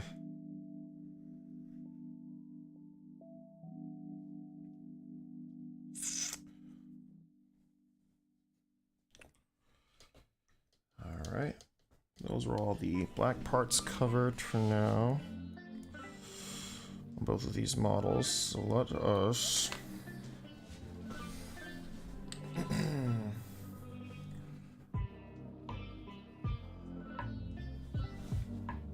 Hold on.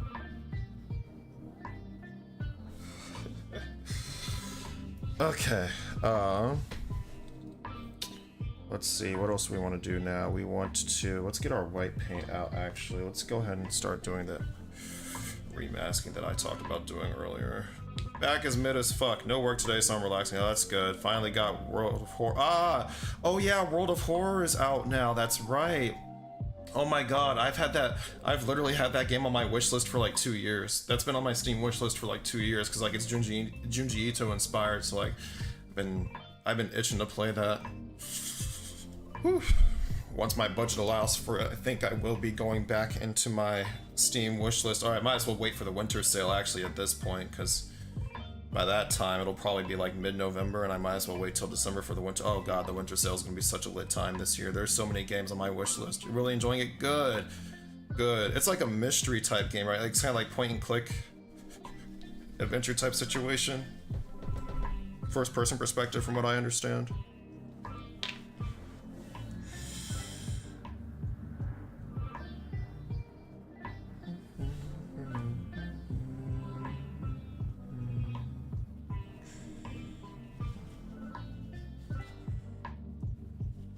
Yeah, it's like a RNG mystery game. Gotcha, gotcha, gotcha. Neat. Well, I'm looking forward to checking it out eventually. I'm glad you are enjoying yourself in particular. Very 80s inspired. Ooh, okay, interesting. That sounds like it'd be low-key right up my alley, honestly.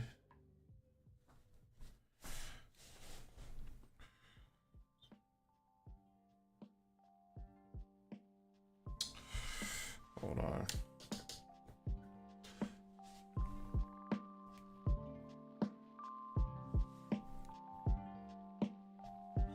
Right now, Zeal, we are painting Celestine's bodyguards, her Gemini Superior, just so we don't miss out on them before we get to the end of painting Celestine herself, because we're actually very close to finishing Celestine herself. Probably in like the next couple of streams, she'll be done. So we're taking a slight pivot for the time being, just to work on her bodyguards. And that is what you see us doing right now. Yes, yes, yes.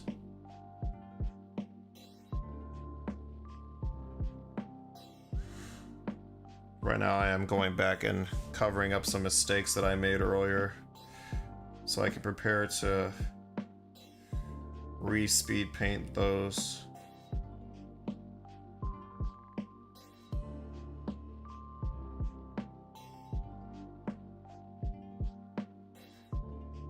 Got any fun? Did you end up figuring out any fun plans for Halloween weekend? Also, your birthday's coming up soon. Were you also able to figure that out too? Hopefully.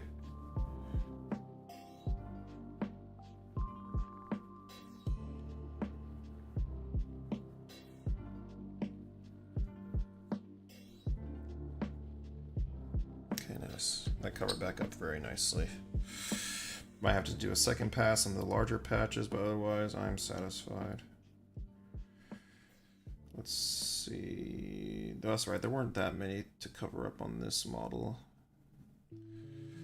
but there are still a few, so we will be sure to give them the attention that they require.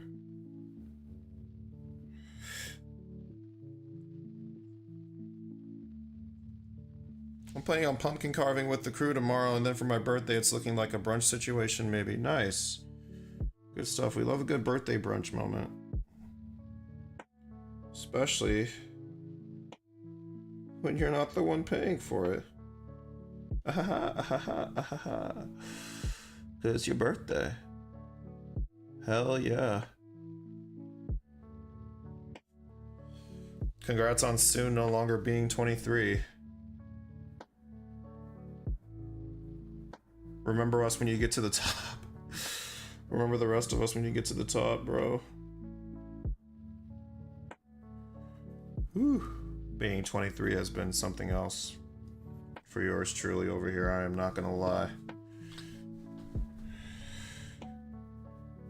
It is true what Blink-182 once said. Truly, nobody likes you when you're 23.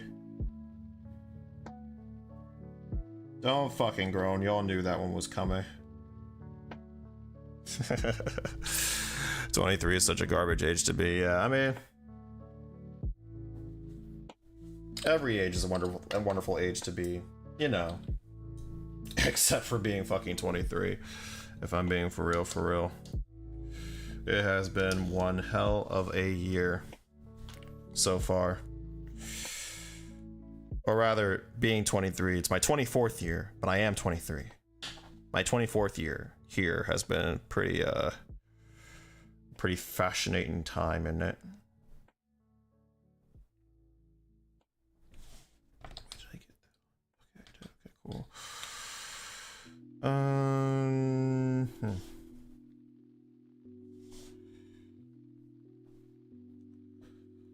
Gotta get this back collar. At first I was like, oh, I'll just leave it alone, but I'm like, that's actually kind of big enough for me to care, so I will actually go back and cover that. My 23 was a hell of a year too. Yeah. No, I bet, bro. Especially like literally almost like at the, no, not literally almost, but like at the, like the last possible moment too. Shit got really hairy for you especially, bro. But hey, at least things are getting better now for you too. Things are getting better for all of us. Very slowly, but surely. All we gotta do, honestly, is just keep moving forward, you know? Like, truly, like, life can change so much in even just the course of like a week, let alone a whole month, you know what I'm saying? Like, at the same time as I feel like months are flying by for me nowadays, also it's like, so much, like, I've noticed like so much can really happen in a month. Especially if you're like open to new experiences and shit, you know, but also to like life itself can just decide to throw so much shit at you all at one time over the course of even a single month, you know. But y'all know me, or those of you who don't know me that well, one thing you gotta know about me is that I am an unabashed optimist most of the time. I would describe myself as a realistic optimist. Maybe a little extra optimism on the side, you know what I'm saying? But yeah, we're getting there. Soon we will all be getting our paper up, all be getting our money up, our health up, we'll be keeping that shit up. We are gonna be okay. We are going to be okay. We're gonna be alright.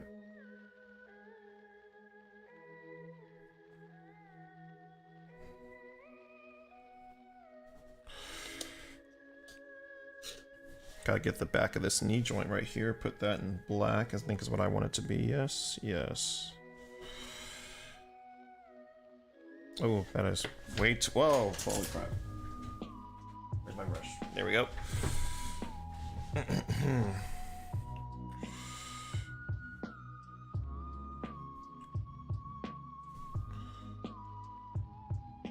Hold on. That's too watery. I must have had some extra water on that brush just now. This is the triangle handle brush, and as we know, the triangle handle brush does like to cling on to water a bit more aggressively than my traditional round handle brushes. There we go. This should be fine. Actually, you know what? I'm gonna use my big brush for this, because that's also the problem too. I'm not getting enough paint on that. Am I? No, not quite. There we go.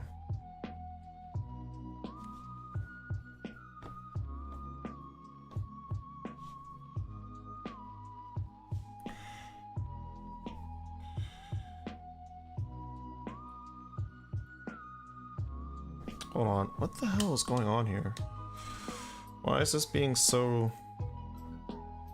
resistant to taking paint right now? Make sure we get all the water soaked up. That might be part of it. I might not just have all the water soaked up. And I didn't. There's also, very curiously enough, some residual speed paint still drying in the very tiniest of crevices right here too. Definitely don't want that interfering with what we're trying to do over here.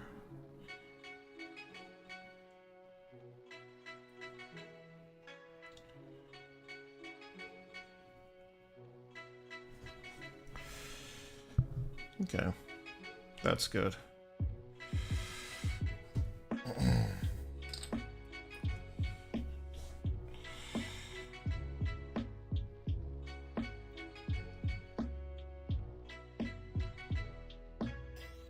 Okay, there we go.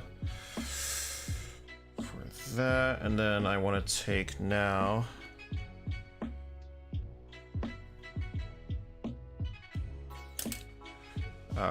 more of our white real quick.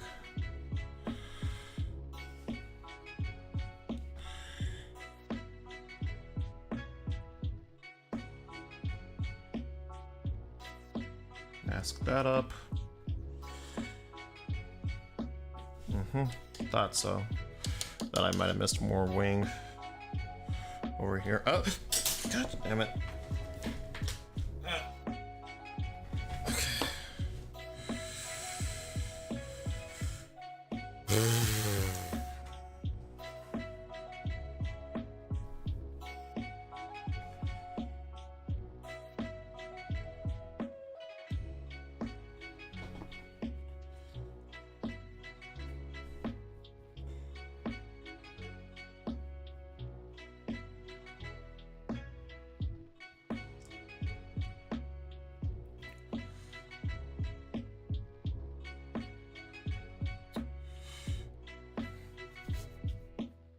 Let's see. Okay.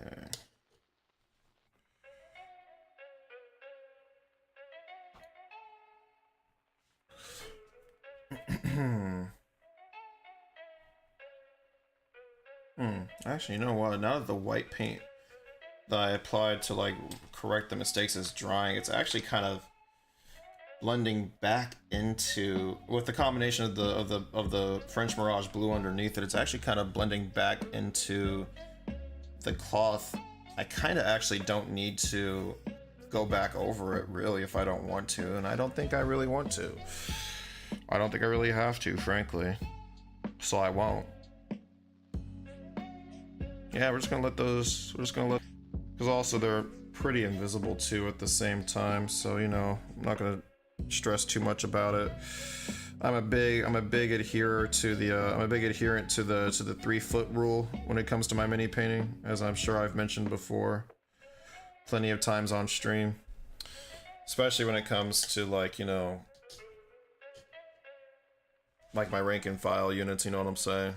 You know, of course I'll still like create the more like blatant obvious errors, but you know, I'm not gonna stress myself out trying to correct every single little thing wrong with my miniature unless it's like, you know, a more central piece to my army like Celestine, you know what I'm saying?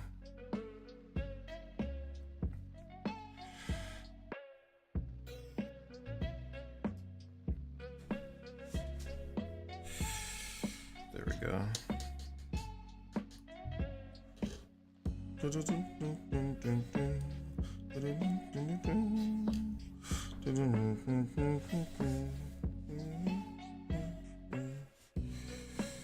Nobody likes you when you're 23. Yep, there you go. Look, what did I say, y'all? What did I say? Nikki gets it. Nikki gets it, of course. And that's about the time she walked away from me. Nobody likes you when you're 23. Anyway. Anywho. Let's do the faces. Let's see. I picked out a couple options. Yes, ruddy fur for one face, and then I think I want to do, where's Satchel Brown for the other one? Yes. Missed it, just got back, no one quoted Blake. I did because no one else did. Yeah. I love Blink. Enema of the State, one of my favorite albums of all time. That's easily a top 10 album of mine.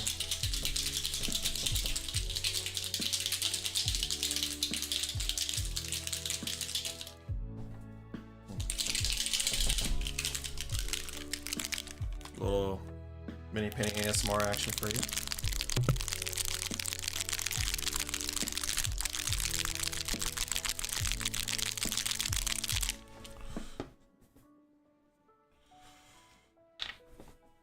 Okay.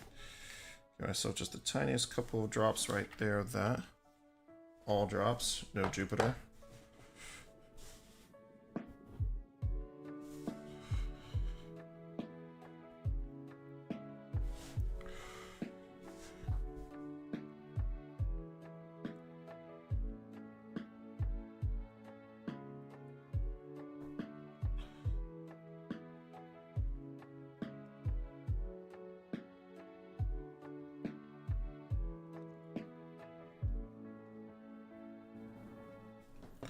Nice.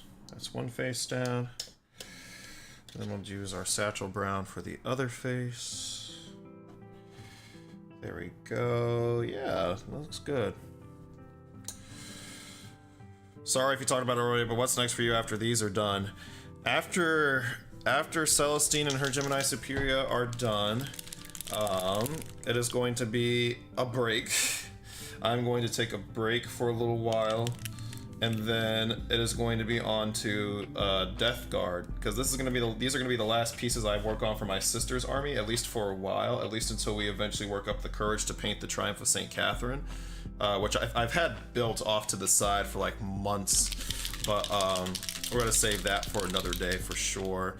But yeah, it's going to be sisters, a little bit of a break, and then we're going to be doing Death Guard next.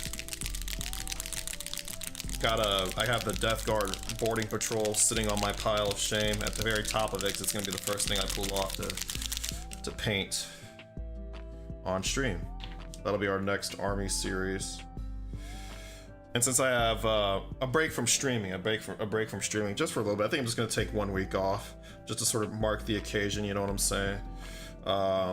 Whenever that week comes around, just to recharge for a little bit, you know. And then, yeah, then we're gonna start Death Guard, and you know, I don't have any. This is gonna be my first time ever painting Death Guard, so it's gonna be a fresh army for me. So lots to, there's gonna be a lot to explore, lots to discover for the first time together. So yeah, definitely look forward to that, y'all. That should be pretty fun. I'm looking forward to painting Death Guard for the first time ever. Very much looking forward to that.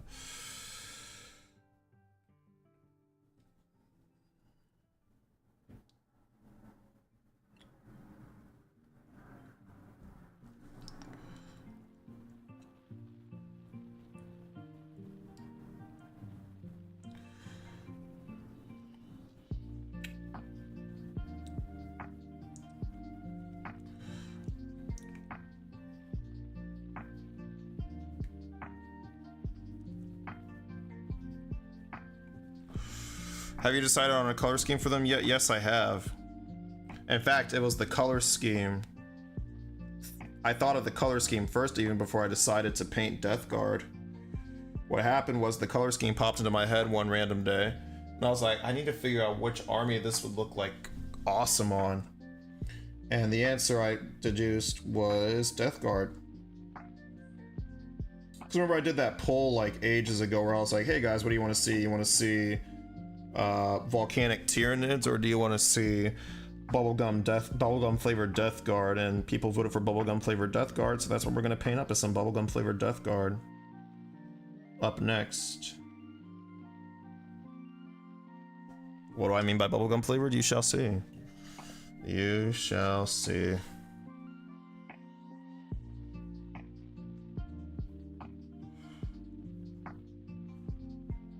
Find out next time on Dragon Ball Z.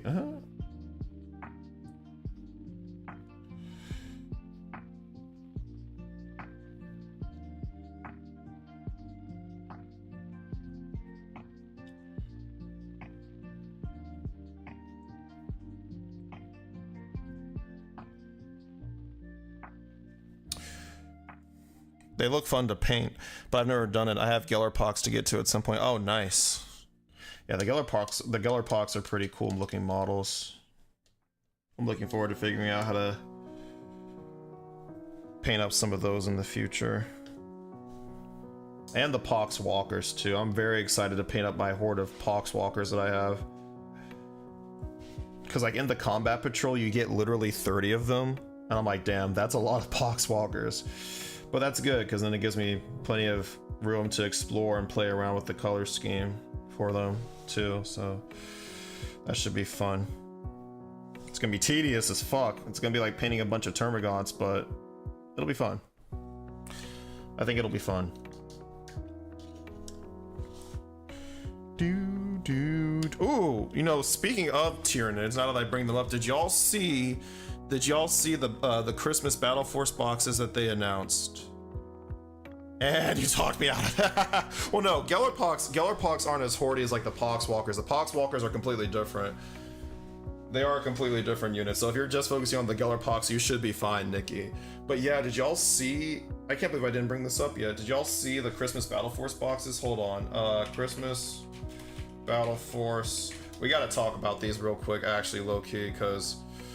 Hold on, where's the Warhammer community article about it? Here we go, right here. Okay, let's talk about this shit real quick. Okay, so in case you didn't catch it, Games Workshop have finally announced the new Battle Force boxes for this year, the new Christmas boxes. For those of you who are unfamiliar with what these are, basically every year for the holiday season, Games Workshop, they release these Christmas Battle Force boxes, which are usually like, you can think of them as almost like in terms of points, kind of like a double-sized, oh, it doesn't really average out to it, but basically kind of like a double-sized combat patrol box, right? It's kind of like an army launch box style of box with maybe a bit more of a specialized focus. And these are typically designed, they are seemingly designed, I don't know if Games Workshop themselves have ever really confirmed this on like their own publications, but these are basically designed for you to jump straight into an army that you don't really have. Or at least these more recent ones have been, and I'll get into that a little bit more later. But you know, if you like, for example, don't have any World Eaters and you want to jump into World Eaters, well, boom, there's a World Eaters box right there, complete with the Primarch for the World Eaters himself, Angron, right there.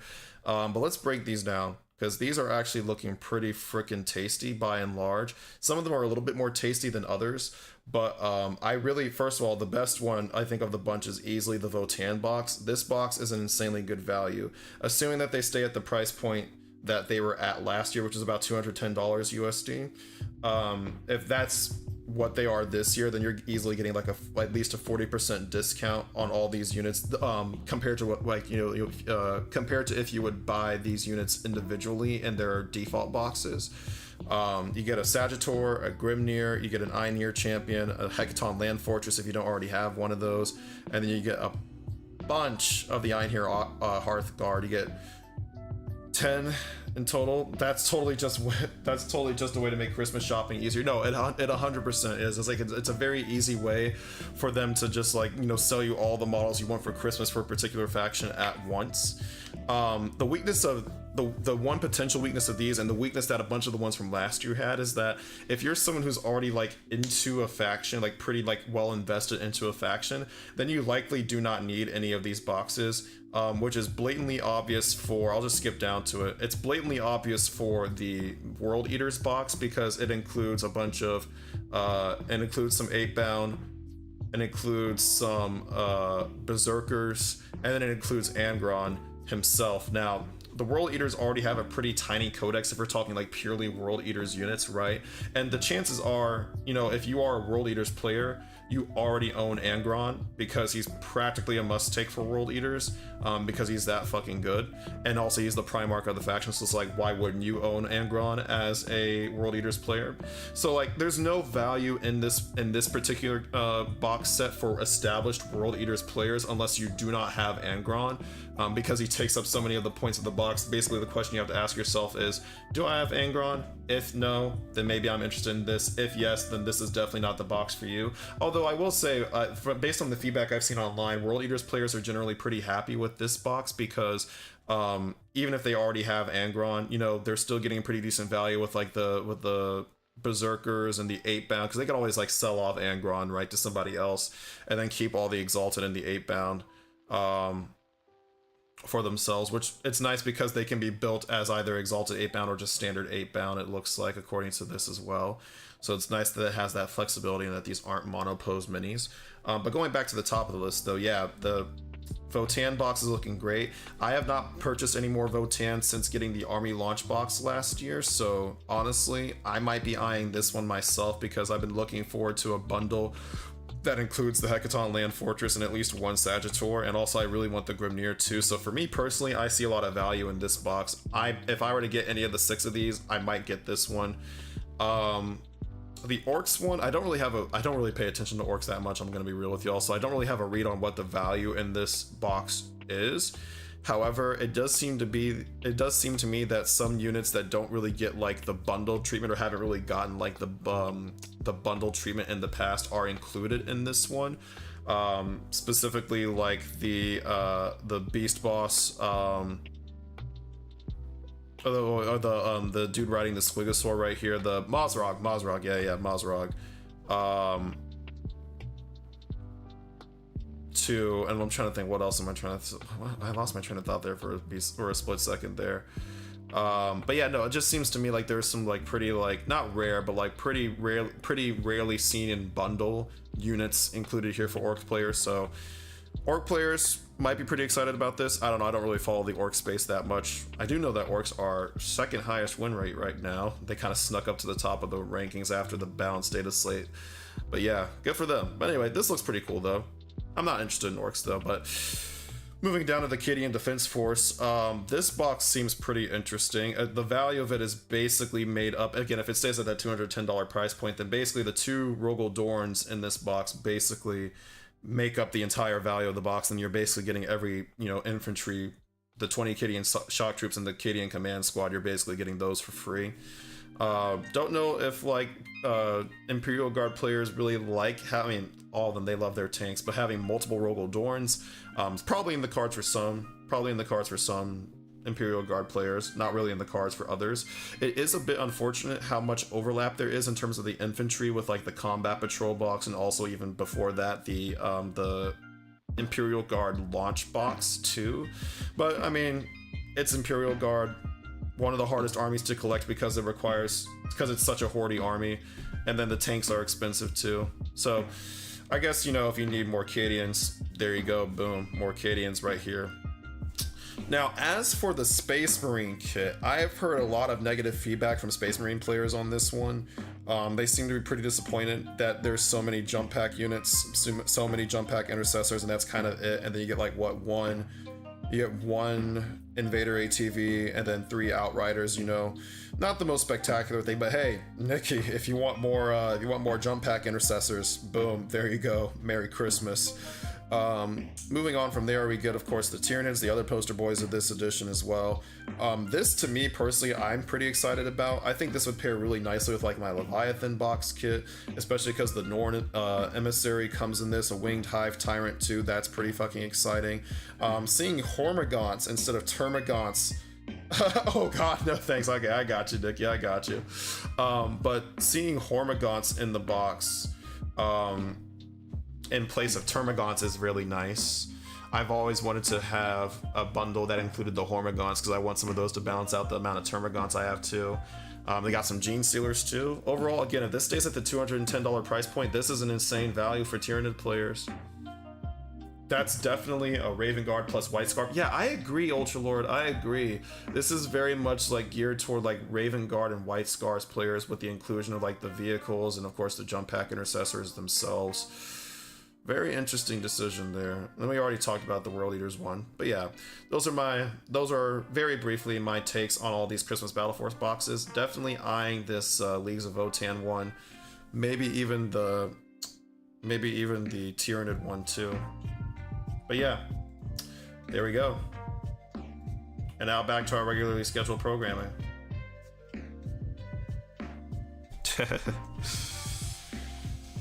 Yeah.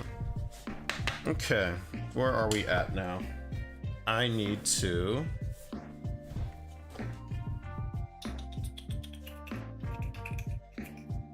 I guess really quickly do the leather pouch in satchel brown here. This one right here. It is a satchel, so we can put it in satchel brown if we want to, and we do.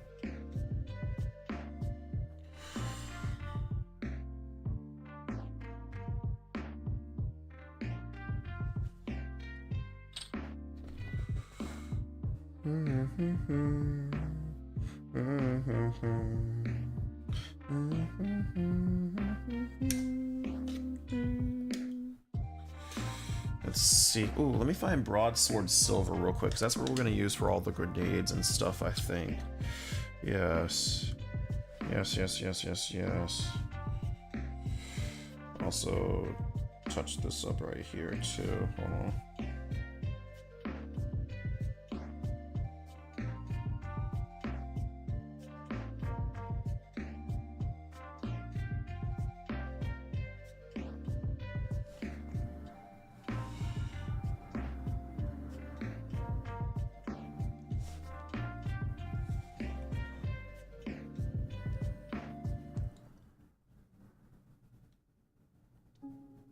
Let's see, I need to get that gauntlet back there a little bit too.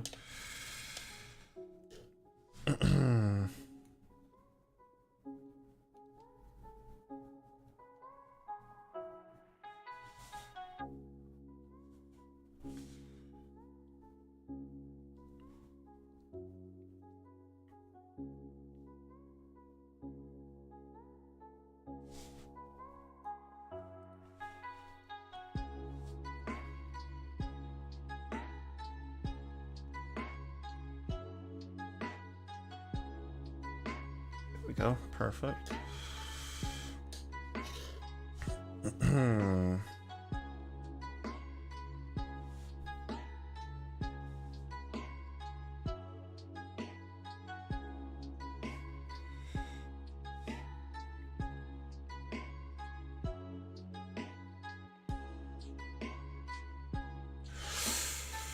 What are I painting? Hey, welcome in, G-Dog. Welcome in. We are just painting some Gemini Superior from Warhammer 40k.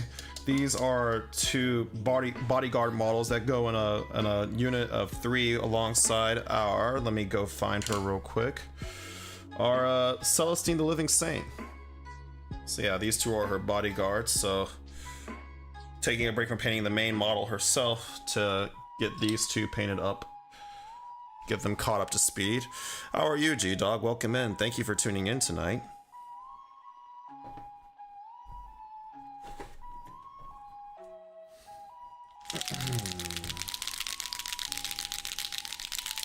My broad. Is this broad? Yeah, this is okay. Perfect.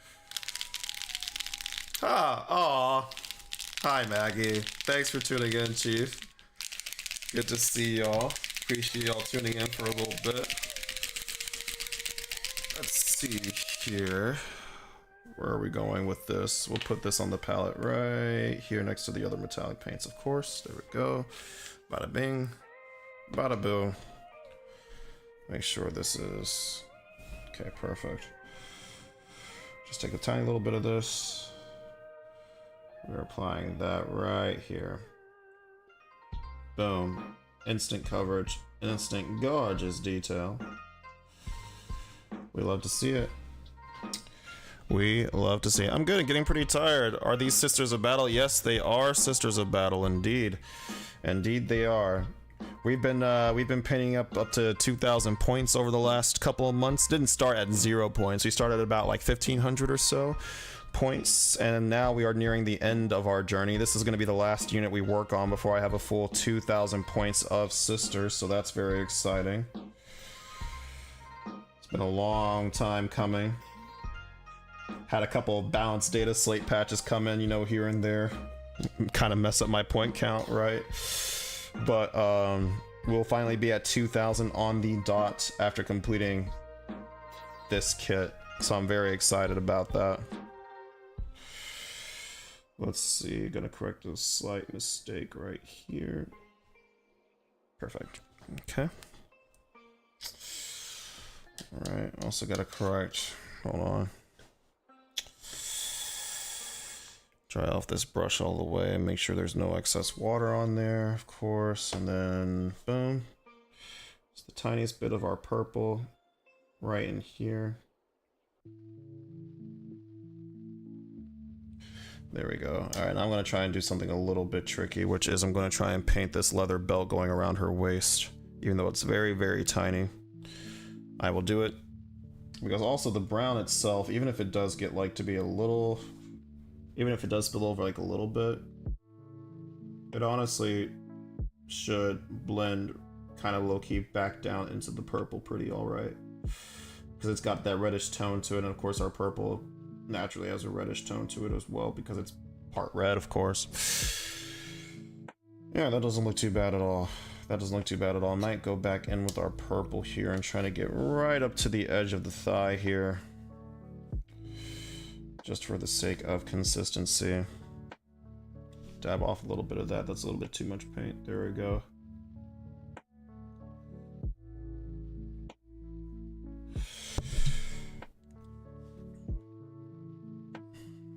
Took off a little too much there. Try and reapply some more. Just want to cover up that white spot right there. There we go. Alright, wow, how many armies do you have? I've just got one. I've just got the one, and I'm thinking about getting a second army. Any advice? Love your painting, by the way. Oh, thank you so much, G-Dog. I appreciate that.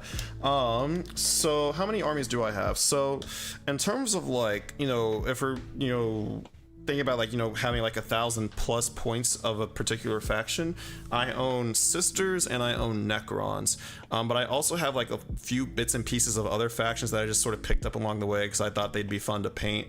I have like well, I guess you can consider like a kill team's worth of Adeptus Custodes, so I have like a few Adeptus Custodi models. Actually, let me get one off my shelf right here. Oh yeah, here we go, right here. Like, for example, here's my Adeptus Custodi Shield Captain. I painted this like over a year ago. I painted this last summer. I really like the way he turned out. Oh, and I just broke off his cape. That's okay, I'll super glue that back on later. That cape is broken off so many times. Honestly, I would be surprised if it didn't break off when I touched it, but that's fine. Yeah, I have a few Votann too. I got the Votann army launch box last year too, so I have like those few hundred points of Leagues of Votann as well. Any advice for getting a second army? So, because you already have one army, I'd be curious to know which army you have, by the way. Because you already have one army, you already have a feel for like what it's like to paint the miniatures, right? And I think it's always best to keep in mind what the experience of painting the miniatures is going to look like when you like look at the new models and stuff, because, you know, as you I'm sure already know, you're gonna spend most of your time doing painting before you get to do any playing, really, unless you find opponents that are chill, of course, with, you know, with you bringing unpainted models to the table, which most people in casual settings will be. But yeah, my advice would be, you know, just continue to keep in mind, you know, what it's like, you know, what it might be like to paint the minis. And, you know, ultimately at the end of the day, go with what's cool to you. Please, unless you're trying to be like an ultra competitive Warhammer player, do not try to chase the meta, my friend. Do not try to chase the meta, because the meta is, of course, ever evolving in Warhammer 40k through things like the balance patches and whatnot, right? So you want to just go with what's coolest to you. Always just go with what's coolest to you. Because even if the army ends up sucking as the result of a balanced data slate, or in the case of my Sisters of Battle, low-key an addition launch, you know, the joy of painting your models and like the sense of pride you get in, like, you know, completing them at the end of the day is going to be what like really motivates you in your hobbying, you know what I'm saying? So yeah, just keep that in mind. That'd be my advice. And again, thank you so much for the kind words about my painting. I appreciate that. Okay, we need, what do we need now? We need gold now. We need our gold. Oh, yes, we do need our gold now. Yes, it is time to include that. What time is it? 9:56? Perfect. We are making excellent timing here.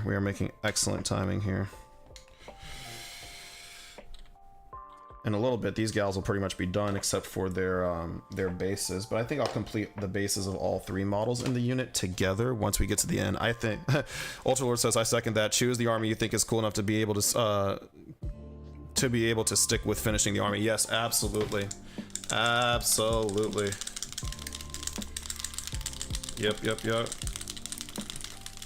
That is the way to go.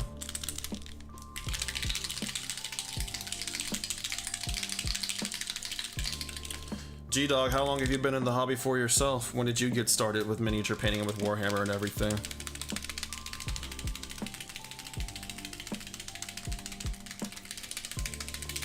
If you like a single model or unit, you can always buy it and paint it up. Yep, that's true. That's true. If you always want to like take a little bit of a sample of a faction, getting like a single character is definitely a great way to go about doing so.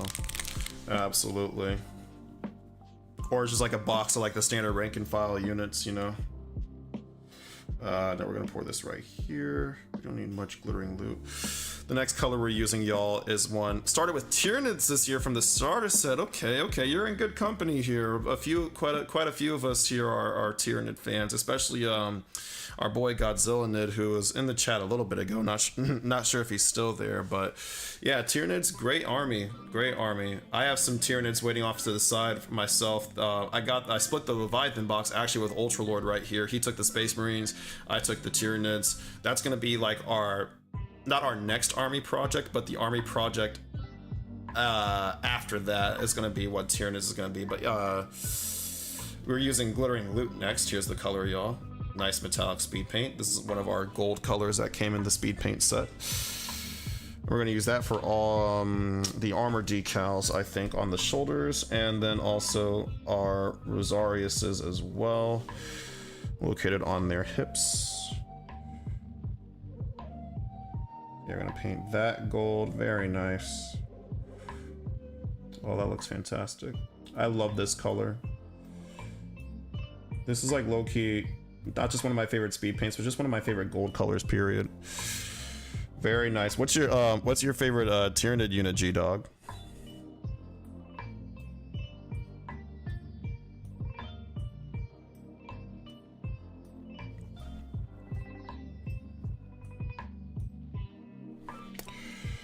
There we go. Nice.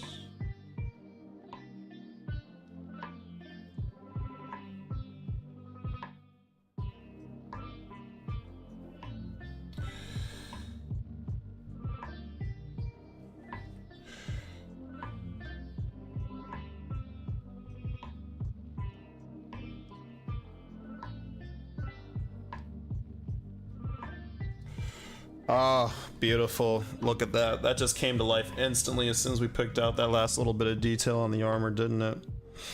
Beautiful. All right, let's do the next one. Rosarius is located right here on the side. Bada bing.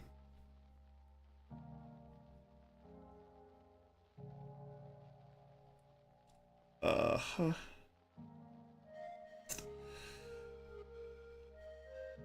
Nice.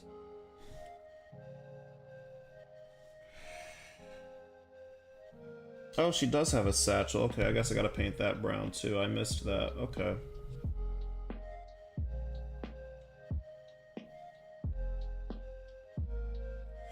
I'll do that too. Sweet. I have to say the Norn Emissary is pretty cool, but I love the paint job on my Lictor. Very nice, very nice. Yeah, the new Lictor models look excellent. Definitely a glow up from their old versions for sure. For sure. G-Dog, out of curiosity, how did you find us here tonight? Did you find me through YouTube, through my other socials? How'd you find us, Chief?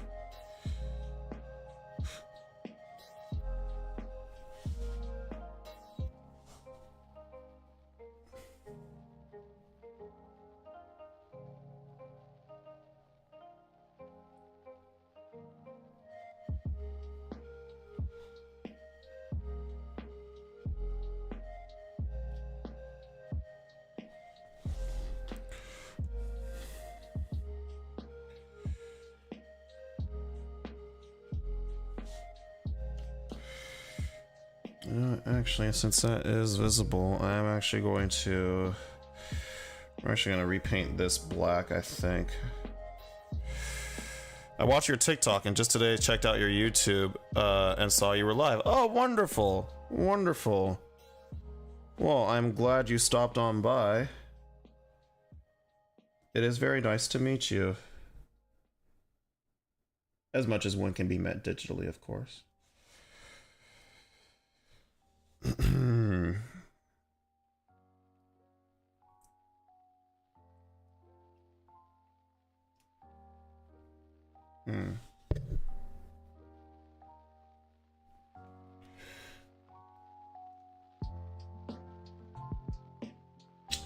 I might cheat a little bit here actually and just get some regular black and kind of color that in with that.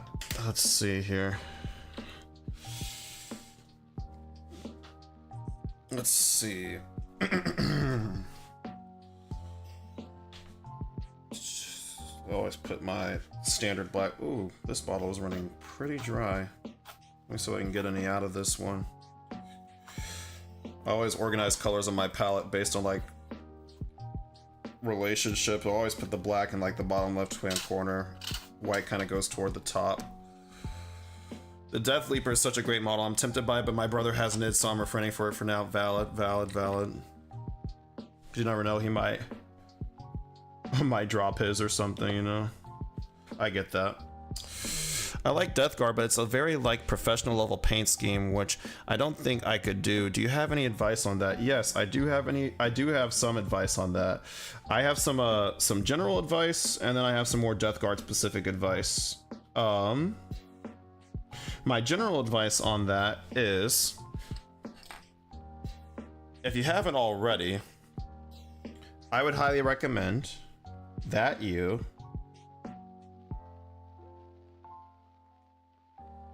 consider coming up with your own color scheme. You know, it's you're right. The canonical, the sort of like, you know, marketed Death Guard color scheme, the default Death Guard color scheme, can be pretty intimidating to tackle. But you know what?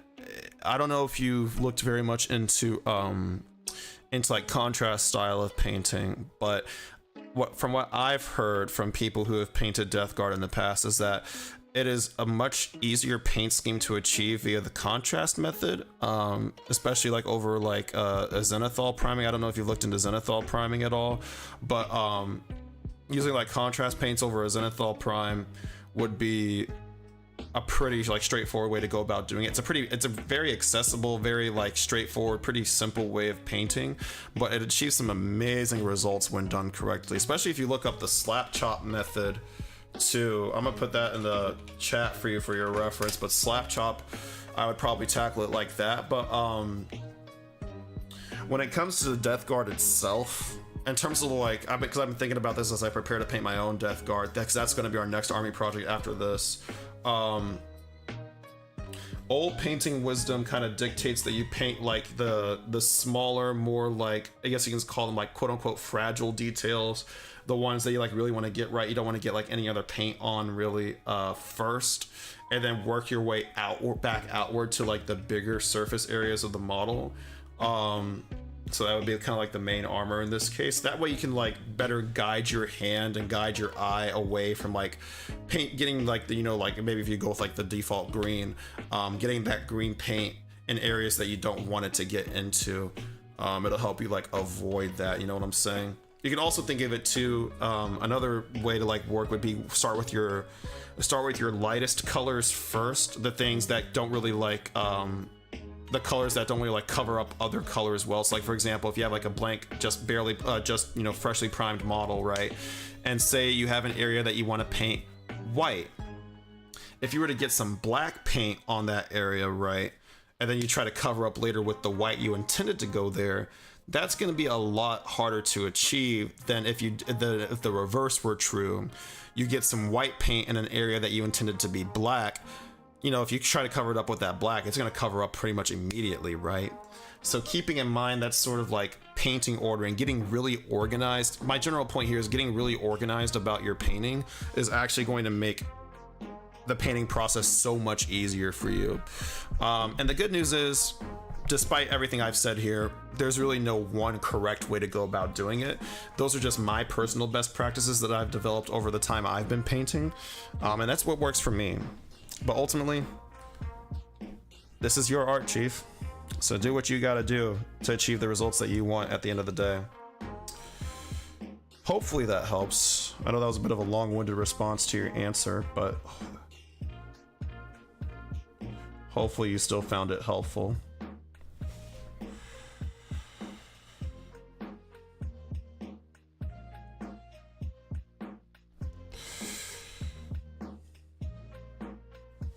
And of course, Ultra Lord, Nikki, Godzilla, if y'all are there too, if y'all got any advice, feel free to definitely chime in with it too.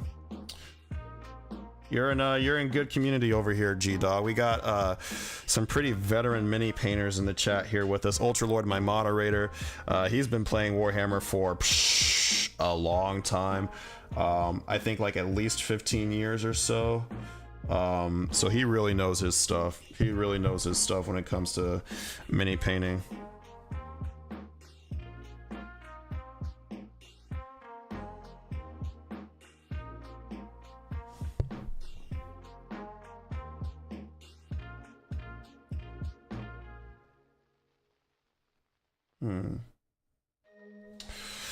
Gonna suck some of this excess paint up back into my brush.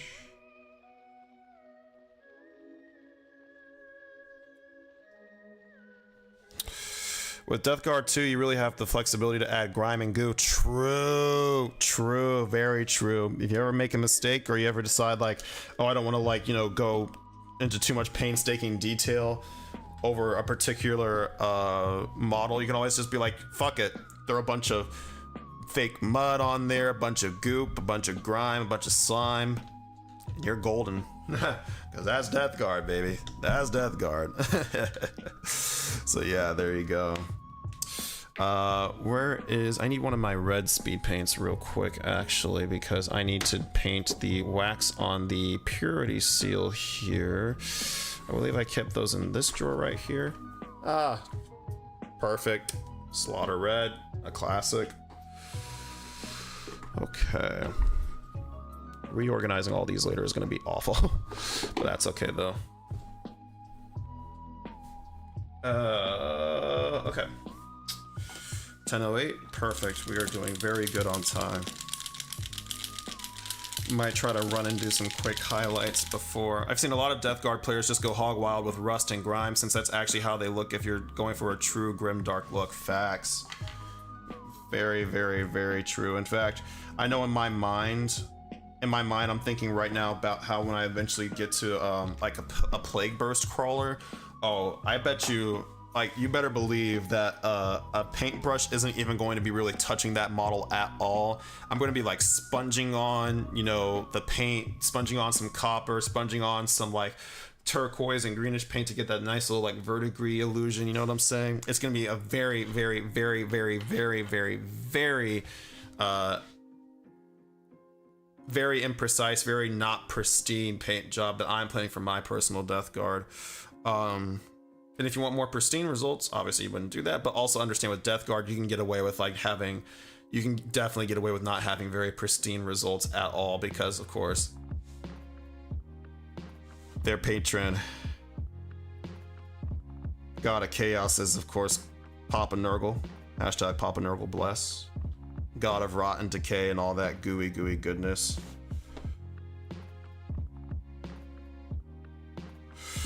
Here we go. Just gotta get the red wax for the purity seal. Beautiful. Stands out nicely against the model.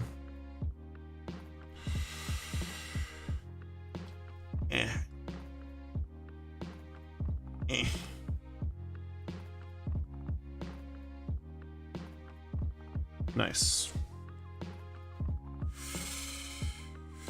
I also remember you don't need to. Also remember you don't need to be an heavy metal painter or golden demon winner. Just have fun with it and try to learn. If you're trying to improve your painting, you're doing better than most 40k players. That is absolutely true.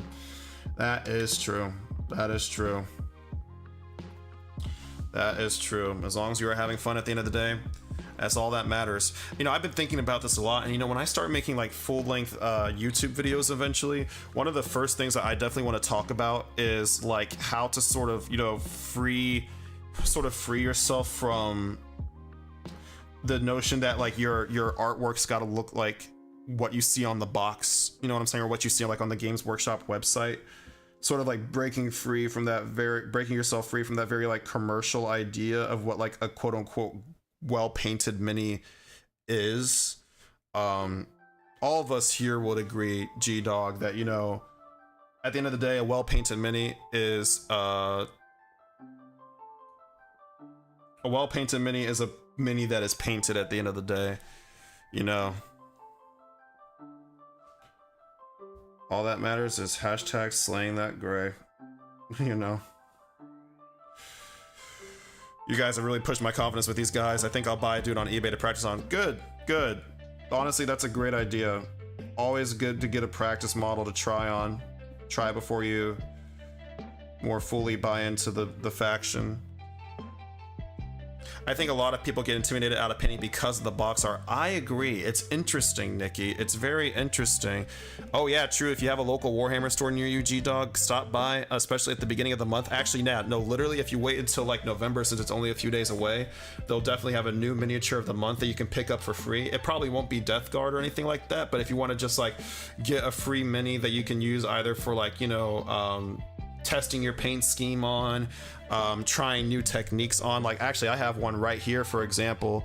I was doing some airbrushing with acrylic ink for the first time the other day, and I had this Space Marine mini that I got for the free mini of the month at my local Warhammer store just lying around, so I grabbed it, built it up real quick, and I decided to use it as my test dummy, and it was very helpful to have. And in fact, this mini actually served as the test dummy for Celestine here, actually. Eventually we're going to be doing some nice airbrush work on her wings here. That's going to be based on the experiments done on this test mini, which I just noticed just popped off its base, but it's okay though, because it's just the test mini, so do not mind that at all. But yeah, see, there you go, boom, there's the value of having a test mini in your arsenal. Fully demonstrated right there for you, right? So yeah, keep that in mind too. Keep that in mind too. That you got other sources too for getting free minis. But yeah, Nikki, going back to your point though about the box art intimidating a lot of people out of painting, I agree with you. Like it's very interesting because it's like kind of counterintuitive, right? Like the box art is designed to sell models, but at the same time it kind of can scare people away from actually painting them in the first place, which is just such a funny little like kind of contradiction, I guess you can say.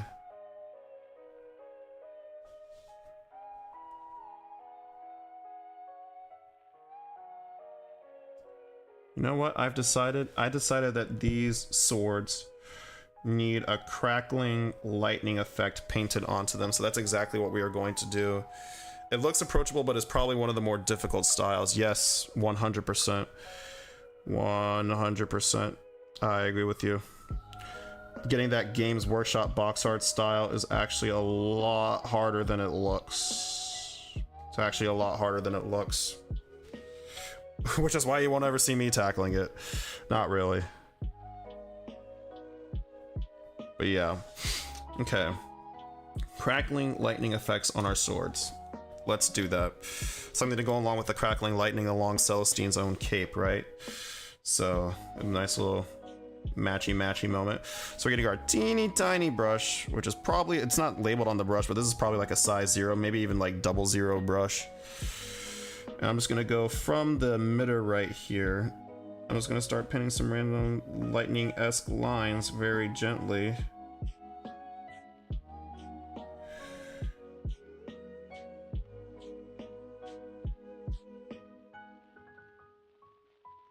There we go. Not perfect, but that's okay because neither is lightning itself. Lightning itself is very jagged, very random, very wild. So we can be jagged and random and wild too. Oh, whew, almost broke that off the stand. Whoops. That would have been a big whoopsie. Big whoopsie. And a pain in the butt to try and glue back on to had that happen, but thankfully it did not. And so we move on.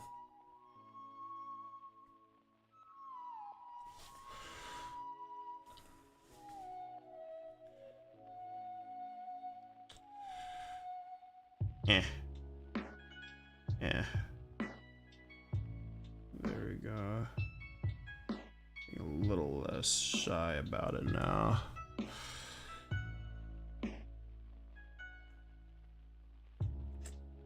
Move around some of the actual paint we have on there. Nice. Go back over these lines, kind of get them to stand out a little bit more, get them a little bit more bolder. There we go. Nice. Thank you so much. I will look into slap chop method, and I like that idea about the grime and goo. However, I'm gonna have to go to bed as it's 3 a.m. and we'll try and tune in for more. Thank you for your help again. Thank you so much for tuning in, G-Dog. You have yourself a fantastic night, and stop by again, all right? Would love to see you around, and keep us posted too if you do come by on how your painting journey goes, all right, fam? Peace out. Have a good one. Glad to meet you, Chief.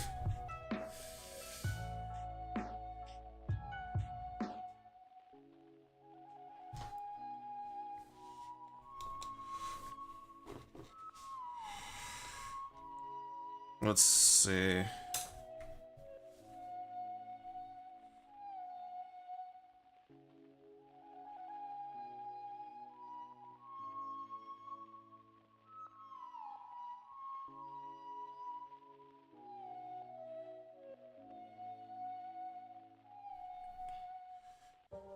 Okay. Okay. So now let us do this.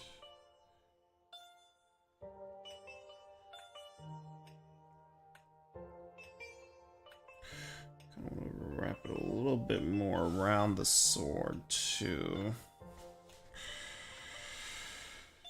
These tiny brushes, contrary to what you might believe, are actually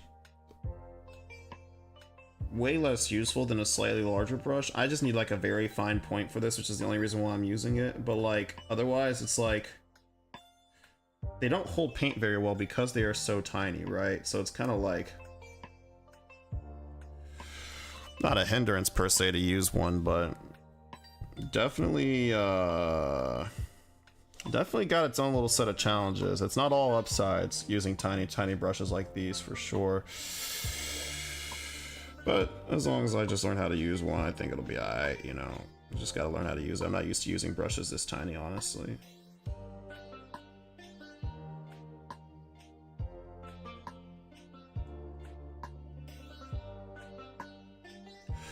There we go.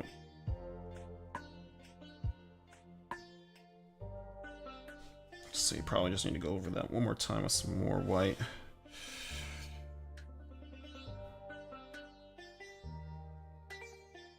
Very gently.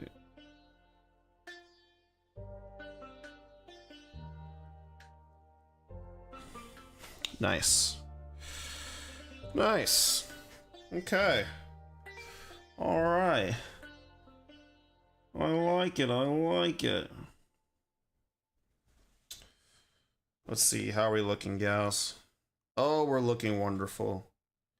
Oh, we're looking marvelous. I think I might just do some quick highlights on the capes real quick.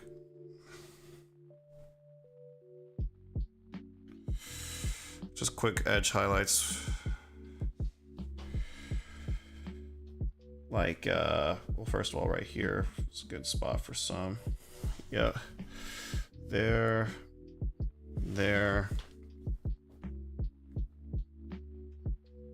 That edge right there. Catch some of that right there.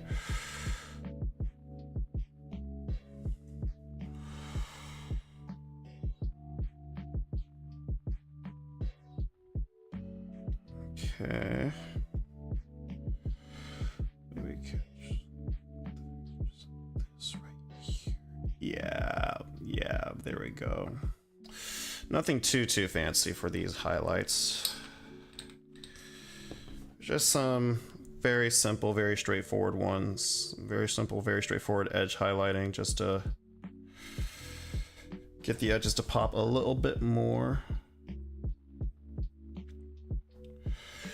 White's one of those colors you have to very much pay attention to, like it's like with white and black. When you paint with white and black, you really got to pay attention to like your light values, just so that like neither ends up looking like super duper flat, you know what I'm saying?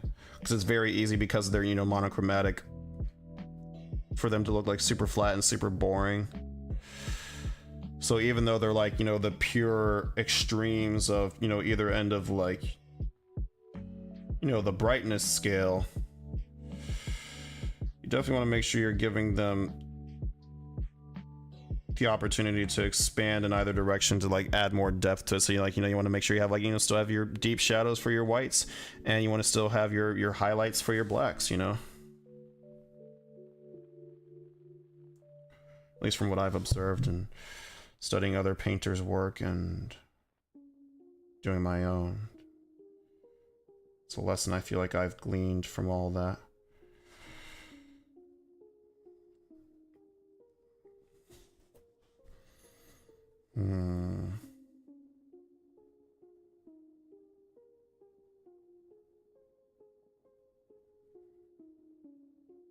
Actually, that doesn't look too bad. I will go ahead and do like a little bit of a top layer type situation right here.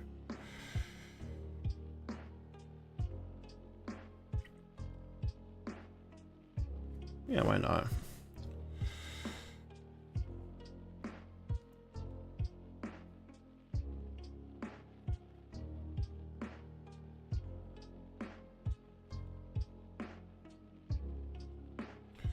Because it's gonna, when this white dries, it's not gonna look super duper.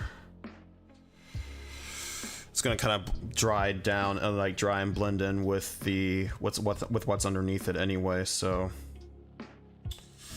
yeah. Oh, and of course we got to do the hair too. Can't forget the white streaks in their hair too. Cannot forget those. Almost forgot about that. Oh, that was okay. That was a mistake for sure. Let's clean that up real quick. Uh-oh. Got way too much water down in there. Hold on. Big brush to the rescue. Big brush to the rescue. Hold on. Hang tight, everybody. Hang tight, hang tight, hang tight. Alright, perfect. Crisis averted. Shoutouts to Big Brush. Shoutouts to Big Brush. We love Big Brush. All right, what did we learn? Less white paint on this brush. It does not require that much for the effects that we want to achieve here. There also aren't that many raised edges on these gals' hair like there is with Celestine. They're not detailed. They're not quite as detailed, so this is gonna be a little trickier to do than with Celestine's hair, but that's okay. We will still find a way. We kind of have to make up where the raised edges are to add some like depth and whatnot to this.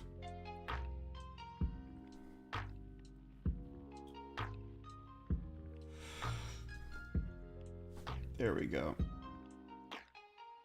Perfect. All right. One down. Make sure we get a nice point, and we do the other sister's hair now, and we go very gently, take some very gentle passes at the hair, very gentle, doesn't take much to get the results that we want here.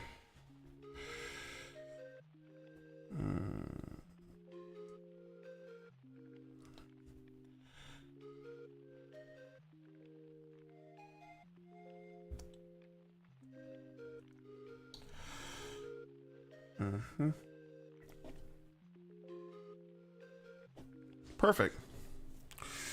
All right. What time is it? 10:25? All right, bet. I think that's going to be... I believe that is going to be brushes down for the night. So, here we are. Basically, two very fully painted Gemini Superior. Just like that. All we gotta do now is do their bases, but like I said, we're gonna probably do the bases just at the same time as we do Celestine's base later on, toward the end of this entire project, so we can leave those alone for now. And then if we want to see like what what she kind of looks like alongside of them. Boom, there we go. I think that looks pretty dope. That's pretty much exactly what I pictured in my head. I'm happy with that. Sure, they're painted in two different styles, the Gemini versus Celestine, but I think that makes it pretty cool. I think that's a pretty cool mashup right there. So yeah, I am very happy with this. I am very, very, very happy with this indeed. Looking good. Thanks, man. Appreciate that. Might do some highlighting of these off screen, off stream, in between streams. And then next time, I think we are prepared finally to focus on Celestine's wings, which means we'll actually get some live stream airbrushing action for the very first time ever here on Chimera Games. So look forward to many a Bane impression through my respirator when we get to that, y'all. But guys, thank you so much for joining me yet again tonight. Had a fun time hanging out with you, painting with you as always. Glad we got to swap stories about our own hobbying, share some fantastic insights, of course, especially with our new friend G-Dog. If you like what you saw here today, y'all, tonight, don't forget to leave a like, of course, before you leave the stream, because of course it greatly helps out my channel. Don't forget to subscribe too if you haven't already. That way you know exactly when we go live right here at youtube.com/Chimera Games every Friday night at 7:30 p.m. Eastern Time. And until I see y'all again, have a great weekend, rest well, stay healthy, and stay awesome, all right? Peace.